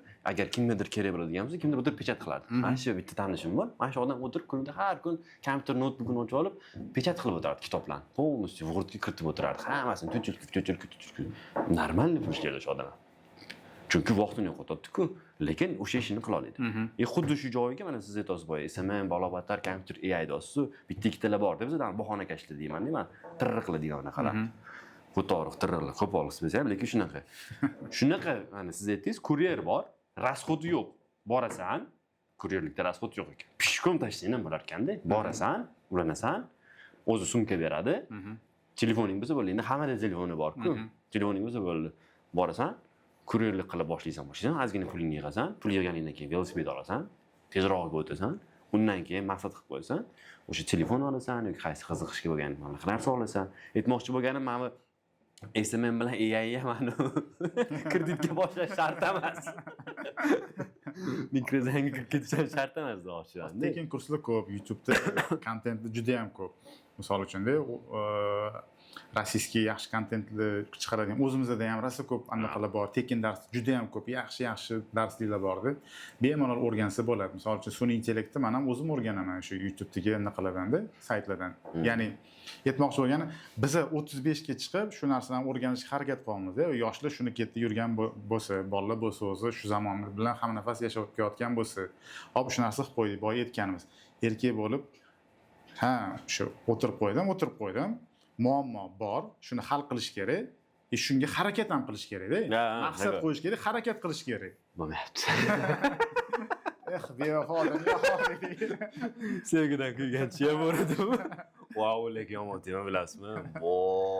Bolaligini o'tganini bilmayman. Bitta ikkita bolalar, voy, sevgan qiz tashlab ketsa, stradaniyada, oshnaqalaridan, Telegramda stories qo'yish boshlaydi. O'g'il bolalar bor-ku, bale. Shunaqa joylari ham bor.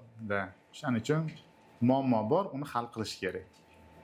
Ishlash kerak, uning uchun mehnat qilish kerak. Uyalmaslik kerak. Uyalmaslik kerak. Aybi yo'q. To'ppa-to'g'ri. Mana siz ham misol uchun faqat bankda ishlamagan bo'lsangiz, boshqa ishlarni qilgansiz-ku. Shu paytgacha Paynetda ishlaganman, magazinda ishlaganman, yashil qoqishda ishlaganman, misol uchun. Mana shunaqa ishlar qilganmiz biz ham yoshligimizda. Lekin uyalmasdan ayta olasiz-ku. Sotuvchilik qilgan magazinda ayta oling. Hech qachon yoki mana yashil qoqqanman deysizmi, biromat. Yo'q. Lekin o'sha narsa sizga plus bo'lgan-ku, to'g'rimi? Odamlar bilan muloqot qilishni o'rgangansiz, gaplashishni o'rgangansiz. Asosiysi mehnatni qadriga yetganman. Qanchalik bunaqa nima deydi? Aqliy mehnat emas, jismoniy mehnatni qanchalik qiyinligini bilganman. Buni ketidan misol uchun ko'p ishlamaganman, misol uchun shu yozgi kanikulimizda maktab paytida nechidir vaqt ishlagan edikda. Bekor o'tirmasin deb uydagilar berishgan edi. O'sha paytda shuni kasb qilib, har kuni ertalabdan kechgacha nechidir 100 talab yashik qoqadigan odamlar bor edi, misol uchun. Biz bir kun esimda akam bilan qancha qoqqanmiz deb, bekor chiqmaslik uchun. Ular shuni kasb qilganlar ham bo'lganda, misol uchun. O'shalar ham oilasini boqqan, halol mehnat qilgan, misol uchun birovdan uyga qarz so'rab keladiganlar yo'q, muammo misol uchun oilaviy qanaqadir balkim bo'lgan, aytmoqchi bo'lgan, qarz boshqa narsalarga kirmasdan o'zini mehnati bilan shu ishni qilganda ko'pchilik. Shunaqa ishlar qilganmiz, misol uchun bankgacha. Hozirgacha ham misol uchun bankda ishlayapman, o'tirayotgan joyim yo'q. Ko'p sohalarni o'rganishga harakat qilaman-da. Ya'ni boya yetib o'tganingizdek, yigit kishiga 40 hunar ham ozda. Bitta sohani zo'r bo'lishingiz mumkin. Orqangizdan 20 ta kreditingiz bo'lgandan keyin qo'rqib yashagandan yomoni yo'q-da. Boya yetib o'tdiki, bo'shatib yuborsa nima qilaman degan savol bo'lmasligi kerak-da. Ya'ni 2-3 ta направленияni zo'r qilib qo'yish kerak-da, misol uchun. Bittasi bo'lmadimi, ikkitasi tortib ketish kerak. Ikkitasi bo'lmadimi, uchinchisi tortib ketish kerak-da bu narsani. Ya'ni har doim yigit kishida запасной varianti bo'lishi kerak-da. Bitta narsaga bog'lanib qolsa, bu vechniy emas. Misol uchun, men biz o'tirgan kresloni tobutni bog'lab berib qo'ymaganda, bizadan oldin necha millionta odam o'tirgan, bizadan keyin ham necha millionta odam o'tiradi. Takju tobutda ham egasi yo'q. Bir-birimizga gapni necha marta aytdik, orqalab ketmaysiz, boylikni boshlandi. Nishonlar bizda ko'p bo'ladi. Ya, sherigimiz bor edi, asal edi. Shu bola bor-ku.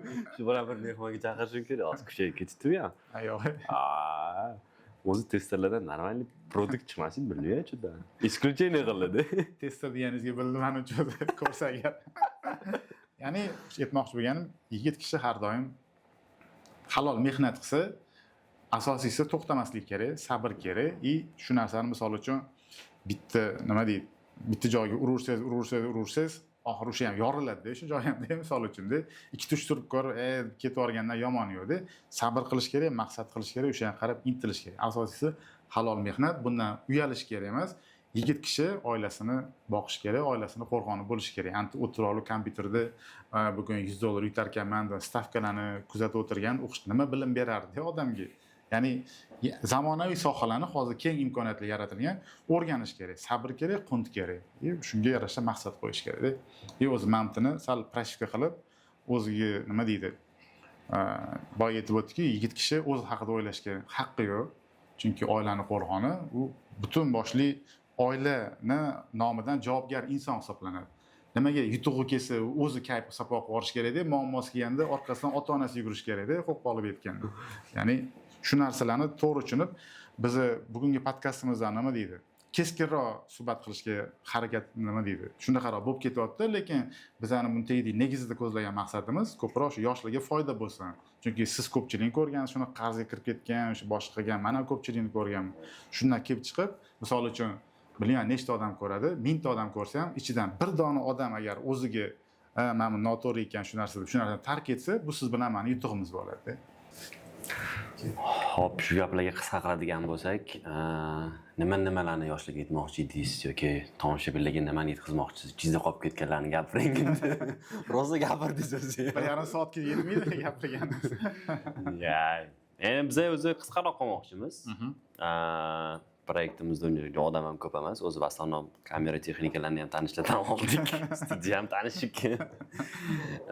Montajni ham o'zimiz qilamiz, naверное. Qisqaroq qilmoqchimiz. Bitta ikkitalarga o'xshab aytdim. Birinchi temaga taqaladigan bo'lsak, 1 soatdan oshirsangiz, keyin montatsiya yoqsangiz bo'lar ekan, keyin nimadir qilsangiz bo'lar ekan. Unaqa maqsadda emas bizda. Bizda maqsad auditoriyaga mana shunaqa oddiyroq til bilan bemalol o'tirib, gaplashib, ha-ha-hi-hi qilib turib, o'zimizga yetkazmoqchi bo'lgan ichimizdagi problemalar, dardlarni o'shalarga yetkazish, o'shalarni sal mirovozreniyani o'zgartirish, чтобы to'g'ri yo'nalishga ketishsin, to'g'ri narsaga qarashsin degan maqsadda. Zo'r. Bu proyekt. Men aytmoqchi bo'lgan gapim shu, sizga bo'lsa, agar yoshlarga maslahat beradigan bo'lsak, bugun oddiyroq tilda gaplashishga harakat qildik. Ko'p bizning boshimizdan tanishlardan boshidan o'tgan keyslar haqida aytishga harakat qildik. Agar mavzuni tushunmagan bo'lsanglar, zo'r maslahatim bor. Shunda boshga перемотка qilib, yana boshqatdan ko'rish kerak videoni. Ya'ni bittada tushunmasa, ikkinchisida balkim tushunib qolar. Yoshlarga maslahatim hech qachon mehnat qilishdan uyalishmasin, charchashmasin va oddiy oson pul topish ketidan hech qachon borish kerak emas, chunki manaman degan millionerlarni ham olsangiz, dunyodagi Forbes o'shanaqasiga kiradiganlarni ham olsangiz, hammasi oddiy injener bo'lib, boshqa bo'lib, garajda boshlagan bir xillarda, misol uchun oddiy ishchi bo'lib, o'sha Amazon bormi, boshqa Tesla bormi, boshqasi, hammasi oddiy ishchi bo'lib, mehnati orqali shu mehnatini kelajagini ko'ra olib va bugun qilayotgan ishini qanaqa qilib optimallashtirish mumkin, tirajini oshirish mumkin, sotuvini oshirish mumkin, hammasi ustida sekin-sekin tajriba bilan bir oyda kelib qolmagan bu narsa, yillab KFC'ni ham misol uchun rahbari nechidir 60 nechidir yoshdan adashmasam, o'sha biznes sanaqa rivojlanib ketgan, misol uchun. To'g'ri, buz bo'lgan, keyin qariligida buz bo'lgan.